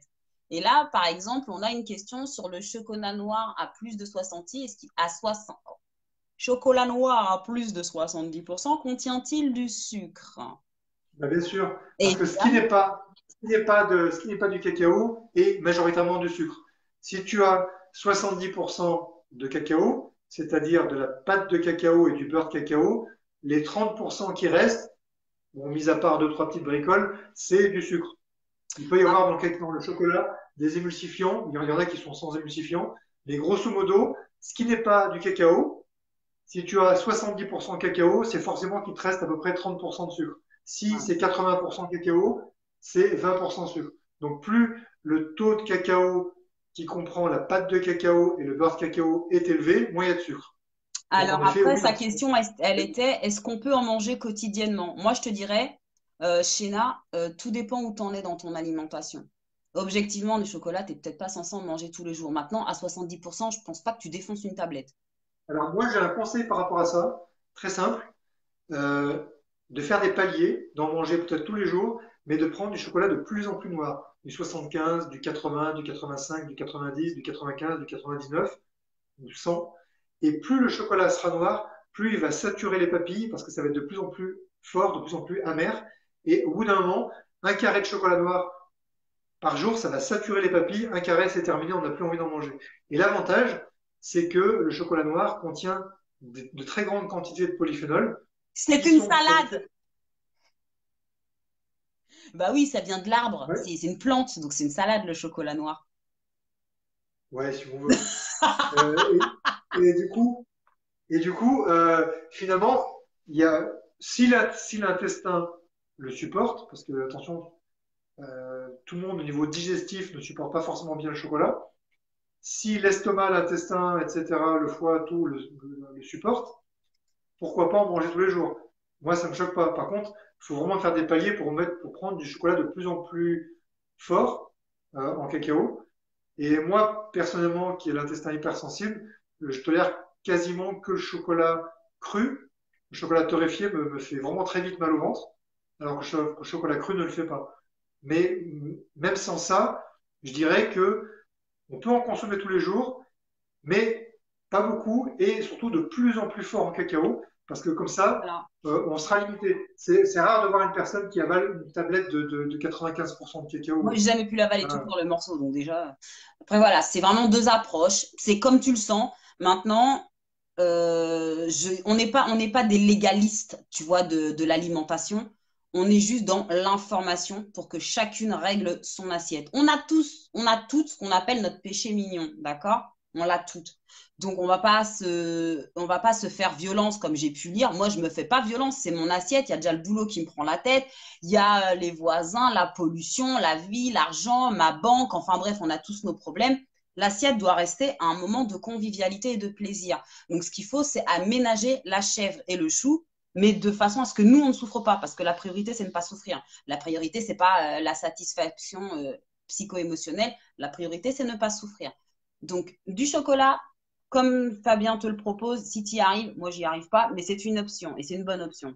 La mienne, c'est d'en manger de moins en moins et toi, de se sauter des repas, de sauter des journées, comme ça tu en prends. Une fois que tu as ruiné ta tablette, tu n'en rachètes plus. Enfin, je veux dire, c'est de l'argent. Donc, une fois que tu as acheté ton truc, tu as claqué ton budget, bah, une fois qu'il est fini, c'est fini. Bon, moi, je fonctionne comme ça. Je dis pas que c'est la meilleure chose à faire. Mais en tout cas, c'est le seul moyen que j'ai trouvé pour avoir une consommation plus ou moins raisonnée. Parce qu'encore une fois, j'ai pas réussi à monter à plus de 70%. Moi, ça passe plus. Après, j'ai pu lire aussi également, bah écoute, merci de dire qu'on est au top tous les deux, on fait ce qu'on peut, hein. Mais ne te fais pas violence. Pareil, je peux manger tout un gâteau en 2 jours. Bah, 2 jours, t'es plus forte que moi parce que moi, j'en ai déjà ruiné un en une journée, hein. C'est honnêtement. C'est-à-dire qu'après, je suis toute seule, t'as l'impression qu'il y a 4 gamins dans la maison et je tourne autour de mon gâteau toute la journée comme ça. Mais ce que je te dis, honnêtement, ne te fais pas violence. Par contre, sois consciente de ce qu'il y a dans ton assiette. Donc, si tu fais riz, pâte, patrie, c'est normal que tu aies des envies de sucre. C'est tout. Une fois que tu as compris ça, bah, tu réduis ta quantité de pâtes, tu augmentes ta quantité de légumes. Et surtout, tu augmentes ta quantité de gras. Et comme il l'a dit Fabien, de protéines. Pour rester dans des ratios voilà, qui vont faire que la Après, quantité. j'ai- j'ai peut-être une astuce pour le gâteau, excuse-moi, je t'ai coupé. Si c'est un gâteau qui le permet, le couper en parts et le congeler et n'en consommer que de temps en temps. Parce que si, une fois qu'il est fait, on ne peut pas résister, qu'on tape dedans toutes les 5 minutes, Moi, c'est une horreur. il vaut mieux le cacher. Donc, on le coupe en petites parts, on le met au congélateur, on en sort de temps en temps. On ne se dit pas, je vais le finir dans la journée ou dans 2 jours. Parce que finir un gâteau en 2 jours, c'est s'avaler une quantité massive de sucre. Le foie, il est explosé. Mm. Ça engraisse le foie. Ça, c'est vraiment un truc à avoir de la stéatose hépatique, le foie gras. C'est vraiment un truc à avoir de la graisse abdominale, à avoir de l'hypertension, du diabète, de l'augmentation des maladies cardiovasculaires. C'est un truc à se taper une dysbiose au niveau de l'intestin. Oui, oui, Ça va je te dis, faire j'en ai pas eu un proliférer très bon les souvenir levures. après, parce que après, il faut savoir, un Après, flore vaginal, intestinal, c'est la même, hein. Donc, quand c'est le bordel ouais, à un endroit, c'est le bordel si, ailleurs si aussi. l'intestin si l'intestin est inondé de sucre, c'est dysbiose assurée, hein, ça va très vite, hein, les micro-organismes se reproduisent très vite. Donc il va y avoir tous les micro-organismes saccharolytiques qui vont se développer, c'est-à-dire les levures, les champignons, ça va pousser dans l'intestin, ça va être un vrai carnage. Donc du coup, ça c'est vraiment à éviter. Si on sait qu'on ne peut pas se contrôler, parce qu'une fois qu'on a fait un gâteau, on va taper dedans vraiment très tout le temps, on le coupe en tout petites parts, on met au congèle, on en mange une part, la semaine d'après on en prendra une autre part, et ainsi de suite. Euh, en fait, alors soit on fait ça, soit on évite d'en faire, parce que du coup, Moi, je sais ce que on j'ai se fait. met, ouais, on se met sous les yeux un truc pour lequel on ne peut Oui, il pas y a marqué résister. Moi, mangez-moi, je sais, mangez-moi, mangez-moi. C'est horrible. bah, moi perso, ça me le fait, hein. Moi, des gâteaux, s'il y en a devant moi, pareil, je vais le dégommer en 2 jours. Je vais être complètement déglingué au niveau de l'intestin. Ah, je confirme, c'est une Après, je suis obligé de catastrophe prendre après, hein. des tas de trucs. Après, je suis obligé de prendre des tas de trucs pour l'intestin, pour les rattraper. Je prends un truc naturel, mais j'en prends dans tous les Ouais, non, mais sens. ça reste que c'est la Euh, merde, tu sens que t'es pas bien, quoi. Et puis tu voilà. mets des semaines à t'en remettre Et, après, et, hein. euh, et au niveau cérébral, on morfle vraiment parce que quand on mange beaucoup de sucre, on se tape des hyperglycémies. L'hyperglycémie est toxique pour les neurones. Ensuite, on se tape des hypoglycémies qui sont très toxiques pour les neurones parce que manquer de sucre pour les neurones, c'est une cata. Ça donne mal à la tête, on est fatigué, on n'est pas bien, on a mal au ventre. Du coup, à la fin, on va mal. Tout ça parce qu'on a voulu finir un gâteau qui était devant soi. Je pense qu'il vaut mieux soit pas en faire, soit le congeler en toute petite part et en manger vraiment de temps en temps. Alors moi, je fais ton 2, mais une troisième option que j'ai, je le fais sans farine. Je le fais beaucoup à base de poudre d'amande, à base de poudre de noix de coco, des choses comme ça. C'est sans farine. Du coup, il y a un indice glycémique bas parce que c'est pas du riz, c'est pas des céréales. Alors oui, Et le mais sarrasin, si t'as mis quand même mis beaucoup de sucre, non. t'as mis en effet, oui, si t'en mets pas du tout, bon, que Non, tu il y en manges a, que de non, la il y en poudre, a. Il y en a. Faut quand même que le gâteau reste un peu sexy, voilà, tu vois. Donc il y en a. Mais la voilà. même, Mais enfin, non, j'en mets pas beaucoup. En fait, je te dis d'abord, je si, mets la cannelle. Si une personne s'avale, par exemple, 100 grammes de sucre, même naturel, hein, même non raffiné, 100 grammes de sucre en 2 jours, elle s'explose le foie. Mm. Donc ça, il faut au moins le savoir. Il y a un film qui avait été fait, Sugarland, je crois, Ouais, le royaume du sucre. Euh, on peut s'exploser le foie en mangeant des produits naturels et sains. Il suffit de bah, manger trop de sucre, on s'explose le foie. bah oui. Donc ça, c'est vraiment important à savoir. Euh, euh, il faut pas abuser. Si vous avez fait un gâteau dans lequel on a mis 70, 80, 100, 125 grammes de sucre, on le dégomme tout seul en 2 jours, on s'explose le foie. Donc ça, faut vraiment pas faire ça. La flore intestinale Ah non, c'est complètement vraiment pas. altérée. Les fois où ça m'a fait, c'est quand en Faut pas la général faire. là-haut, ça travaille un peu. Voilà. Et en général, c'est dans ces moments-là. Voilà. C'est pour ça, effectivement, l'astuce de le couper en plusieurs parts. Et surtout, ne pas oublier de limiter la quantité de Parce farine. qu'en fait, en fait, en effet, la poudre d'amande ou de coco ou ce que tu veux, ça va enlever la farine. Tu vas pouvoir ne pas mettre de la farine, tu vas avoir plus de fibres, plus de gras, plus de protéines grâce à ces poudres, et tu n'auras plus de gluten, mais de toute façon, la partie sucre de ton gâteau, tu vas la mettre quand même. Oui, non, Donc mais si dans c'est ta sûr. recette, tu as du sucre, tu es là, bah, tu vas mettre ton sucre dedans, et finalement, tu vas ingérer la quantité de sucre Tout prévue, à fait. et c'est Non, ça mais qui c'est pose clair. problème. Autant le Donc, gâteau en soi, dans des quantités raisonnables et sain, encore une fois, ce quantité-là, il ne l'est pas. Il y a un adage qui dit tout est poison, rien n'est poison, c'est la dose qui fait le poison. voilà. Le meilleur La seule exemple. chose, c'est vrai que La seule chose, c'est vrai que c'est que si tu as fait avec de la poudre d'amande ou de coco, ton gâteau va être super long à digérer parce qu'il va être super gras, il va être super long à digérer et tu n'auras pas envie d'en reprendre toutes les 5 minutes comme si c'était un gâteau, je sais pas, tu fais l'équivalent pas forcément un gâteau yaourt, mais un équivalent où tu mets un yaourt végétal, où tu mets de la farine de riz, un truc qui est sec, qui est hyper sucré. Ça, tu peux en manger plein parce que ça ne tient pas au ventre très longtemps. Et là, euh, par rapport à ça, en effet, si tu as mis des poudres d'oléagineux, tu auras une digestion beaucoup plus longue. C'est peut-être l'avantage aussi. Ouais, attends, je regarde si on n'a pas d'autres questions. Parce que Hmm. là, Mais on a quand même pas qu'en mal. est-il de la leptine, hormone Oui, l'hormone de satiétoline. satiété qui a Oui, augmenté un pic d'un glucide? Ok, bon, je te oui. laisse finir la phrase. Alors, oui, alors la leptine, c'est une hormone qui est sécrété en grande partie par les cellules grasses. Donc, euh, généralement, suite à un repas, suite à une prise alimentaire, suite à une augmentation du gras corporel, la leptine va communiquer à l'individu d'arrêter de manger. Voilà. Euh, je prends un exemple.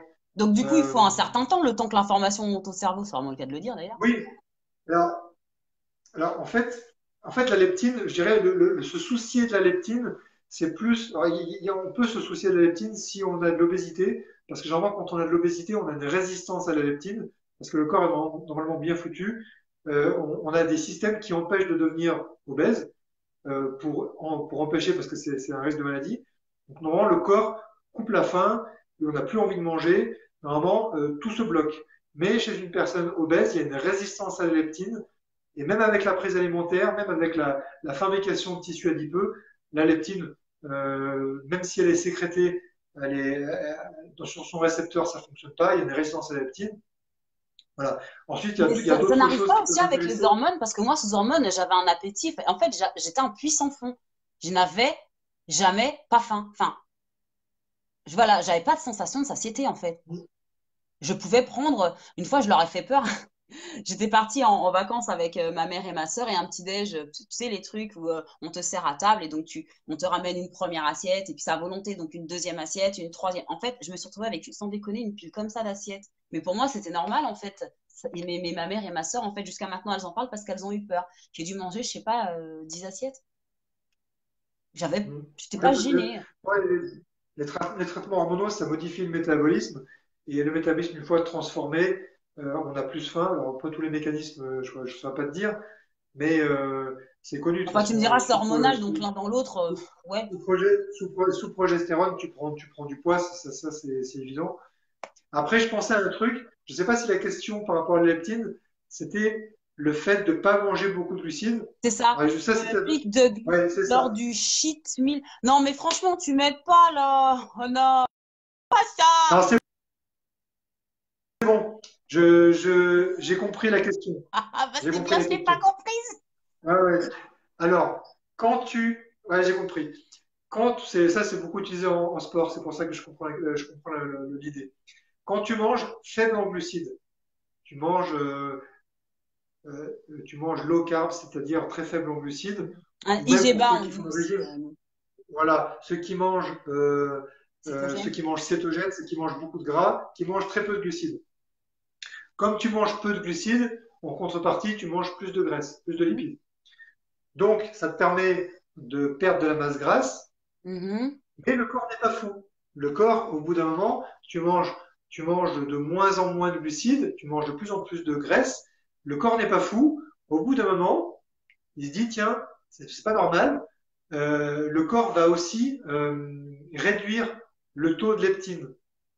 Et en fait, finalement, en mangeant moins de glucides, alors par contre, il faut un certain temps, hein. Au bout d'un certain temps, tu as ton taux de leptine qui baisse par le régime faible en glucides, si tu veux.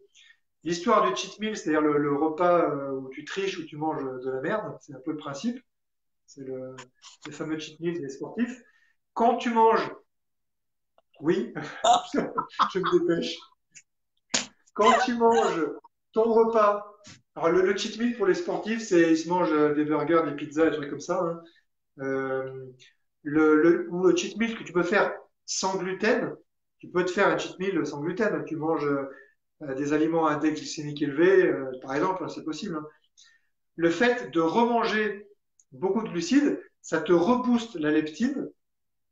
Du coup, ça te relance le métabolisme, ce qu'utilisent certains sportifs. Donc, certains sportifs mangent volontairement peu de glucides pour sécher, pour perdre de la masse grasse, Ouais. et ensuite ils font un rebond glucidique un jour. Généralement, ceux qui font ça, ils font ça vraiment comme des dégueulasses à base de pizza. Et ce rebond glucidique fait un rebond de leptine qui relance le métabolisme, qui relance la perte de masse grasse, finalement, en relançant le leptine. Je pense que c'est ça l'histoire du cheat meal, la question qui était posée. Bah Donc, écoute, en en gros, clair, c'est pour pas les un bon autres, plan ton truc, hein. non, en clair pour les autres, essayez de manger en effet moins de glucides et plus de gras. Et si un jour vous faites un écart, ce fameux jour-là, avec plus de glucides, ne soyez pas surpris d'être très fatigué, d'être mal, parce que c'est ce qui C'est va se ça. passer. Mais ce jour-là, sur le plan métabolique, si vous vous êtes privé avant, ça ne sera pas mauvais finalement, puisque ça va rebooster la leptine. Je pense que c'était ça la question. D'accord. Bon, on évite, hein, parce que Voilà. moi, dans ces cas-là, quand ça m'arrive, et ça arrive à tout le monde, là, on rentre dans des périodes de fête et tout. Donc, bon, bah, les gens, ils sont de bonne composition. Donc, il y a beaucoup de quiche, tarte, entre guillemets, que du sucre. Tu te dis pizza, mais c'est la même. Et que ce soit avec ou sans gluten, les gens, quand ils le font, ça va être avec des farines, de toute façon. Donc, ça va être une catastrophe en termes Voilà. de En glycémie. fait, Quand je si, mange si ça, tu mais es. après, je suis déglinguée, hein. Je recommence à faire des boutons et Ouais, tout. C'est une catastrophe, hein. J'ai mal partout. Si je mange trop de céréales, je recommence même à être ballonnée. Mais c'est, non, c'est pas un bon plan. ouais, oui, bien sûr. Mais en fait, surtout si tu es hypersensible à la caséine Ah, moi, et c'est une ou au catastrophe, la gluten, caséine, hein. Je quand, la quand, regarde, je quand suis on malade. mange, quand on mange, tu dérouilles. De toute façon, il ne faut pas le faire. Mais à la limite, si c'est un aliment qui ne contient pas ces choses-là, mais qui est pas et qui est moins bien équilibré, euh, l'excès va être moins dramatique. Mais en effet, Ah oui, non, moi je c'est suis pas. comme toi, Effectivement, en termes moi de je douleur, tolère pas c'est pas les mêmes. Mais en moi, fait, je c'est tolère plus pas insidieux. Parce que quand tu as mangé des produits laitiers, dans mon cas, quand j'ai pris ma kryptonite, mais je suis malade comme un chien pendant une semaine. Donc, je veux dire, ça me passe l'envie de recommencer. Mais malade au sens où j'ai envie de me défenestrer, je prie pour qu'on m'achève. Alors que ça, tu vas être tout ce qui est excès de sucre, je vais être fatiguée, je vais pas être bien, je vais avoir des envies de sucre. Et pour me sortir de ce cercle vicieux où je vais recommencer à manger du sucre, je vais galérer un peu. Donc, mais le temps que je me rends compte de ça, c'est passé 3 4 mois. Parce qu'en fait, ça m'est arrivé, c'est pour ça que je le dis, et que honnêtement, j'ai beaucoup de mal à revenir en arrière. D'autant que moi, j'ai eu le côté pervers du régime anti-inflammatoire, c'est-à-dire que ça marche tellement bien que j'ai plus mal du tout. Du coup, c'est pas motivant de faire des efforts quand on n'a pas mal, j'ai envie de dire. On se rend bien compte qu'il y a des petits désagréments, mais bon, honnêtement, les boutons, il y a du fond de teint, je reprends du poids. Bon, je t'avoue que j'ai tellement perdu que si je prends 3 kilos, c'est pas un drame. Le tout, c'est que j'en prenne pas plus.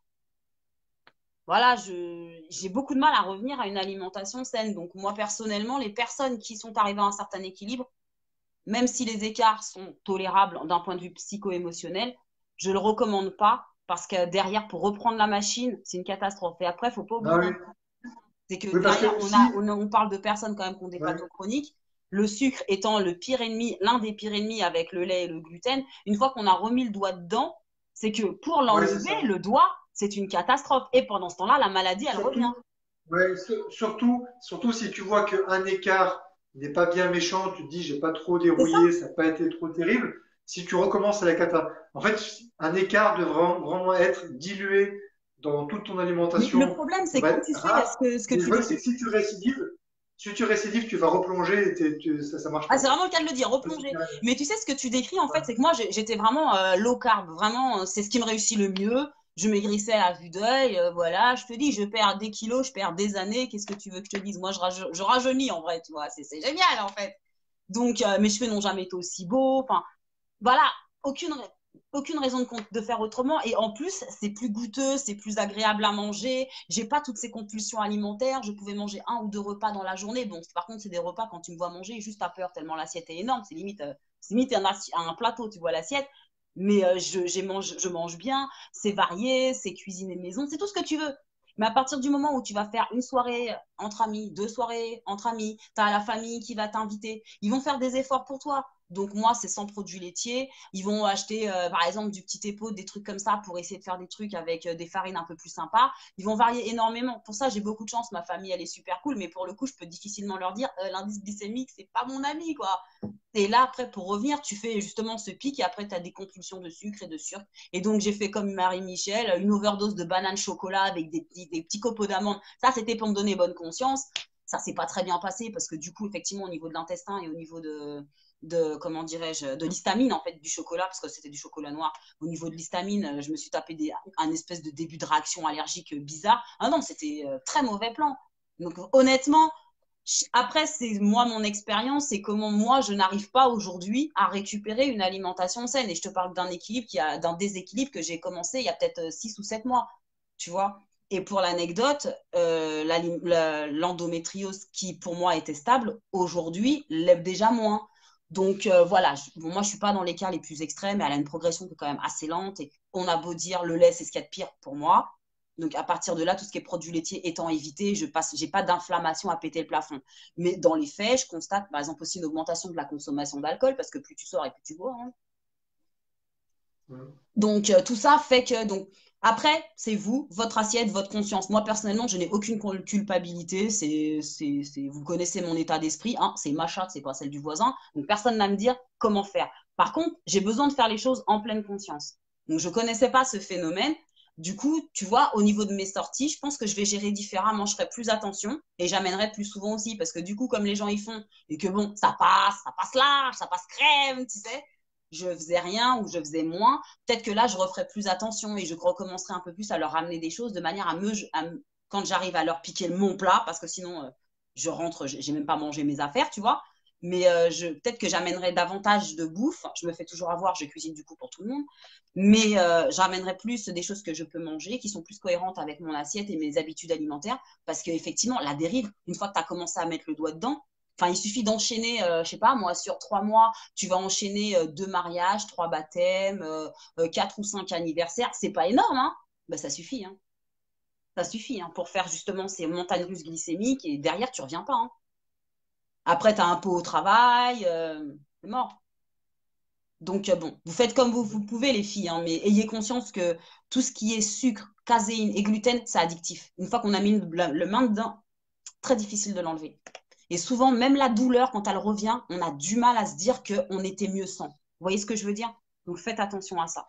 C'est juste la vigilance par rapport à vous-même et votre bien-être personnel. Mais c'est pas, encore une fois, une condamnation faite, c'est pas bien, tu seras privé de dessert ou je ne sais quoi. Alors, alors, attends. Ah oui, alors on me demande qu'est-ce que le cacao cru? Le cacao cru, c'est du cacao qui n'est pas torréfié, tout simplement. C'est genre Quand on prend... comment il s'appelle? Le vin Nouten? Non, non, non, non, non, non, le vin Nutella est torréfié. Ah bon? Le cacao, je l'explique. Le cacao, c'est vous avez les fèves de cacao qui sont dans une sorte de cosse. C'est ramassé. C'est d'abord séché, fermenté. Non, c'est fermenté, séché, et après c'est torréfié. La torréfaction, en fait, on fait brûler les fèves de cacao, comme on fait brûler le café, en fait. D'accord. Le cacao cru, il n'y a pas la phase où on fait brûler, où on fait chauffer la fève.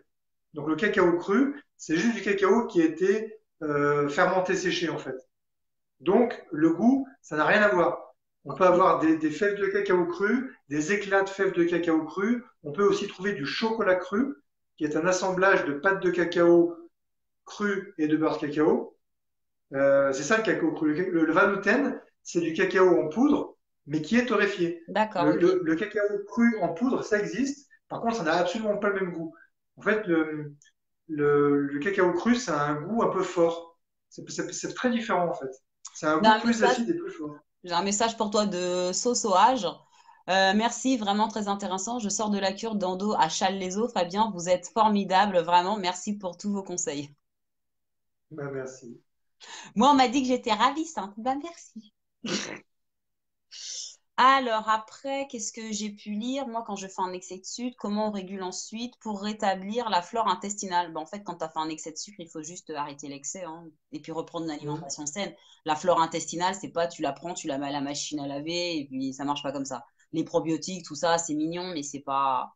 Ayez quand même En conscience fait, en que la fait, base, c'est dans l'assiette. Quand on fait des en excès, fait, ouais, c'est ça. En fait, bon, après, il y a des produits, des aliments naturels qui combattent les mycoses, mais ce qu'il faut savoir, c'est que la flore intestinale se développe en fonction de ce qu'on lui donne à manger. c'est ça. Si on met des sucres, il va y avoir les micro-organismes saccharolytiques qui se développent, notamment les champignons.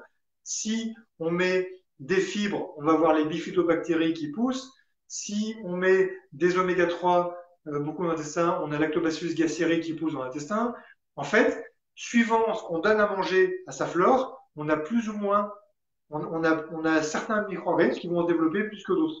Donc, on Donc, a mis une vidéo euh, sur le microbiote, en fait, sur comment le nourrir, hein, parce que bon, vu l'heure, on va pas parler des microbiotes, hein. Mais il y a un film sur le groupe ou sur qui est dans la playlist de la chaîne YouTube du groupe sur laquelle il y aura cette vidéo.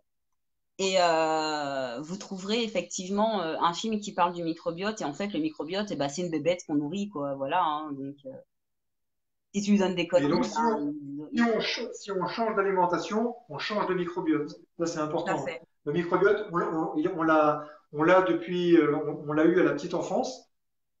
Après l'accouchement, si on est né par voie basse, c'est la flore intime de maman qui rentre en nous, voilà, en grande partie. Ça qui colonise notre intestin. Si on est né par césarienne, on est mal barré. Voilà, sachez-le. Eh, ça va, on Ça s'en peut être sort bien. Je m'en sors. ça peut, ça peut être, ça peut être un indice Renseigne-moi. pour certaines personnes. Pour certaines personnes. Mm. Une fois que la flore s'est constituée dans la petite enfance, passé l'âge de 3 ans, on va dire, on ne peut plus la modifier vraiment, on peut plus la modifier par rapport à comment elle s'est développée C'est pendant pour la ça que petite c'est enfance. important aussi de surveiller l'alimentation de ses enfants. Et encore une fois, parce que je parle par rapport à ce que je vois sur le groupe, où on va recommander, où on va en discuter entre nous de ce qui est quand même un peu mieux. Enfin, en gros, les enfants ils doivent manger comme nous, là. Ils doivent manger, entre guillemets, anti-inflammatoire. Parce que justement, vous allez leur donner une flore, un patrimoine de microbes dans la flore intestinale qui va être beaucoup plus varié que si c'est riz, pâtes, patrie, et puis avec les jus en briques, Ah oui, c'est clair. ce genre de trucs. Ah oui, c'est Voilà. clair. Mais maintenant, encore Et une en fois, plus, faites bien comme vous le ouais, sentez. Après, c'est vos enfants, vous voyez, ça regarde que vous. Mais faire des choix en pleine conscience, c'est quand même autre chose que de se dire, bon sang, je donne à mes enfants des knackis et Erta à base de fausse viande et de nitrite, et je sais pas que je l'empoisonne. Une fois que vous savez, vous faites en pleine conscience. surtout qu'il ne faut pas rater le coche avant 3 ans. Ça, c'est important. C'est avant 3 ans où ça va être un peu critique, la flore. Et donc, pour en venir aux adultes, un adulte, en fait, il modifie sa flore suivant ce qu'il mange. Si on mange de la junk food, si on mange plein de sucre, si on mange des mauvaises graisses, des fritures, des graisses animales, si on mange trop de sucre, on va avoir une dysbiose. Alors que si on mange des fruits, des légumes, euh, beaucoup de végétaux, on va avoir une flore protectrice. Ça, c'est important à savoir. Donc la flore dépend de ce qu'on mange. Voilà. Très très important à savoir. Ok, bah écoute, voilà, là je pense qu'on a un petit peu fait le tour parce qu'on va peut-être un petit peu lâcher. On va peut-être se coucher, en effet. C'est ça. En tout cas, vraiment, je te remercie, Fabien. Donc, en résumé, le sucre, ben, d'où qu'il vienne et quel qu'il soit, ça reste du sucre. Vous avez la saccharose, qui est le sucre blanc de table, le sucre de coco qui vient de la fleur de coco, qui lui est une moitié, enfin, du sucre de coco. Il y a le miel, le sirop d'érable, qui est de qualité aussi. Le xylitol qui est mieux assimilé, mais bon, moi perso, j'aime pas le goût. Maintenant, voilà, attention, ça Non, reste insolvable. le xylitol il n'est pas assimilé. C'est ça qui fait que l'index glycémique est bas. Voilà, comme en fait C'est on ne l'assume pas. voilà, Bon, voilà. l'érythritol, L'érythritol, pareil, n'est pas digéré, mais bon, l'érythritol, c'est pas terrible non plus. l'érythritol, en fait, l'érythritol, ces dernières années, on en a beaucoup parlé comme étant le truc miraculeux pour le diabétique. Mais Vraiment si, pour votre information, mais n'allez pas chercher ce produit, hein. ouais, ouais, si finalement ça fait augmenter le gras abdominal, ce ne sera pas une bonne idée. Donc en fait, Voilà. finalement, celui-ci, c'est pas un que je conseillerais.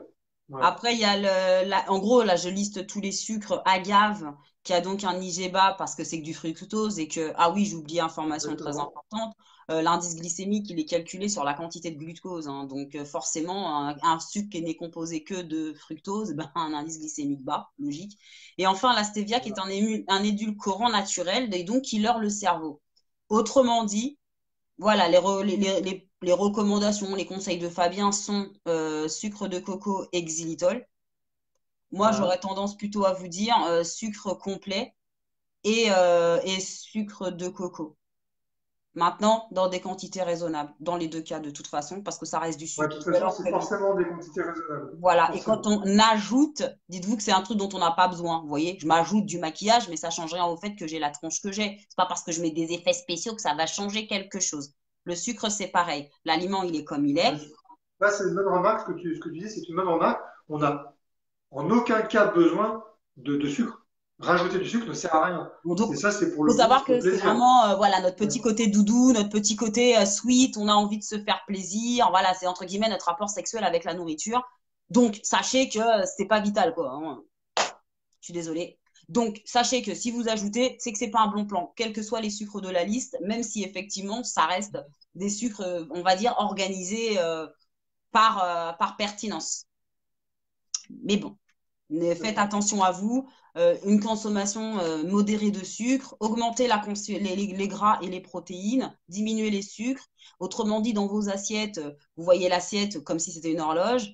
Eh bien, la moitié de votre horloge, jusqu'à maintenant, c'était généralement des céréales, un quart de légumes et un quart de produits de protéines animales ou végétales. Eh bien, augmentez la part de légumes et diminuez la part de céréales.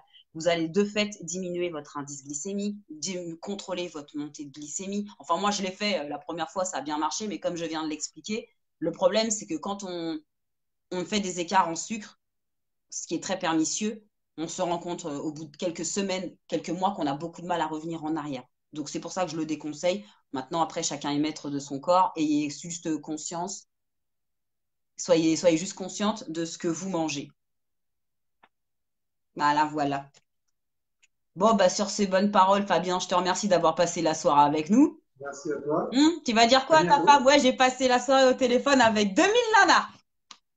Ouais, ouais, là, en plus, j'ai eu beaucoup de messages pendant la vidéo.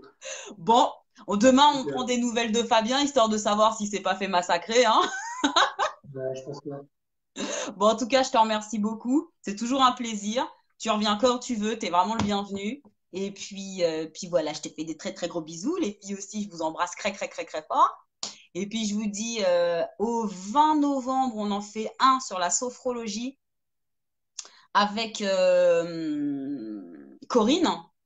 Et ah oui, aussi, j'oubliais, nous penser à penser. Il y a le concours aussi de recettes des recettes spéciales crise qui doivent montre en main tenir 30 minutes des fourneaux à l'assiette. Est-ce que toi, tu aurais des idées comme ça de recettes à proposer que les filles se lancent et qu'elles osent parce que ça ne demande pas des talents, on ne vous demande pas de sortir du Bocuse, hein. Je veux dire, moi, j'ai pas le temps le soir, hein. oui, moi je pense, enfin je pense, c'est pas une recette, mais c'est une catégorie De plats, de de recettes. plats rapide. Si le but c'est de trouver quelque chose qui est super rapide, peut-être faire une sorte de galette ou quelque chose comme ça. Euh, un truc où il y a les légumes, les protéines, un truc tout prêt, on assemble les aliments. Voilà, par exemple un œuf oméga 3, on fait un petit paquet avec ça, on cuit. Une recette rapide dans cette idée-là. Moi, je voyais un truc comme ça. Mhm. Ouais, sinon Euh, aussi la cuisson vapeur, parce que c'est pas quelque chose qui demande non plus un temps énorme. Je crois pas que ça prenne pas une demi-heure entre le moment où on prépare les légumes et le moment où on les met dans le truc vapeur. Avec des filets de poisson, ça le passe, ou sans selon ses spécificités. Les salades, ça passe. Les soupes, selon comment on les prépare, ça peut prendre moins d'une demi-heure. À vous de trouver des choses qui vous demandent pas trop de conditionnement, de découpage et de nettoyage. Voilà, c'est l'astuce. Enfin, vous savez, quand vous êtes malade, en général, il faut faire fi ça, hein, donc on ne se pose pas 12 000 questions. Donc, c'est un petit peu l'idée, quoi. Et sachez que c'est vraiment quelque chose qui, à terme, va pouvoir vous être utile pour les jours de crise, pour pouvoir faire des plats rapides qui ne soient pas, je me jette en général sur des compulsions sucrées en plus, ce qui va entretenir la crise.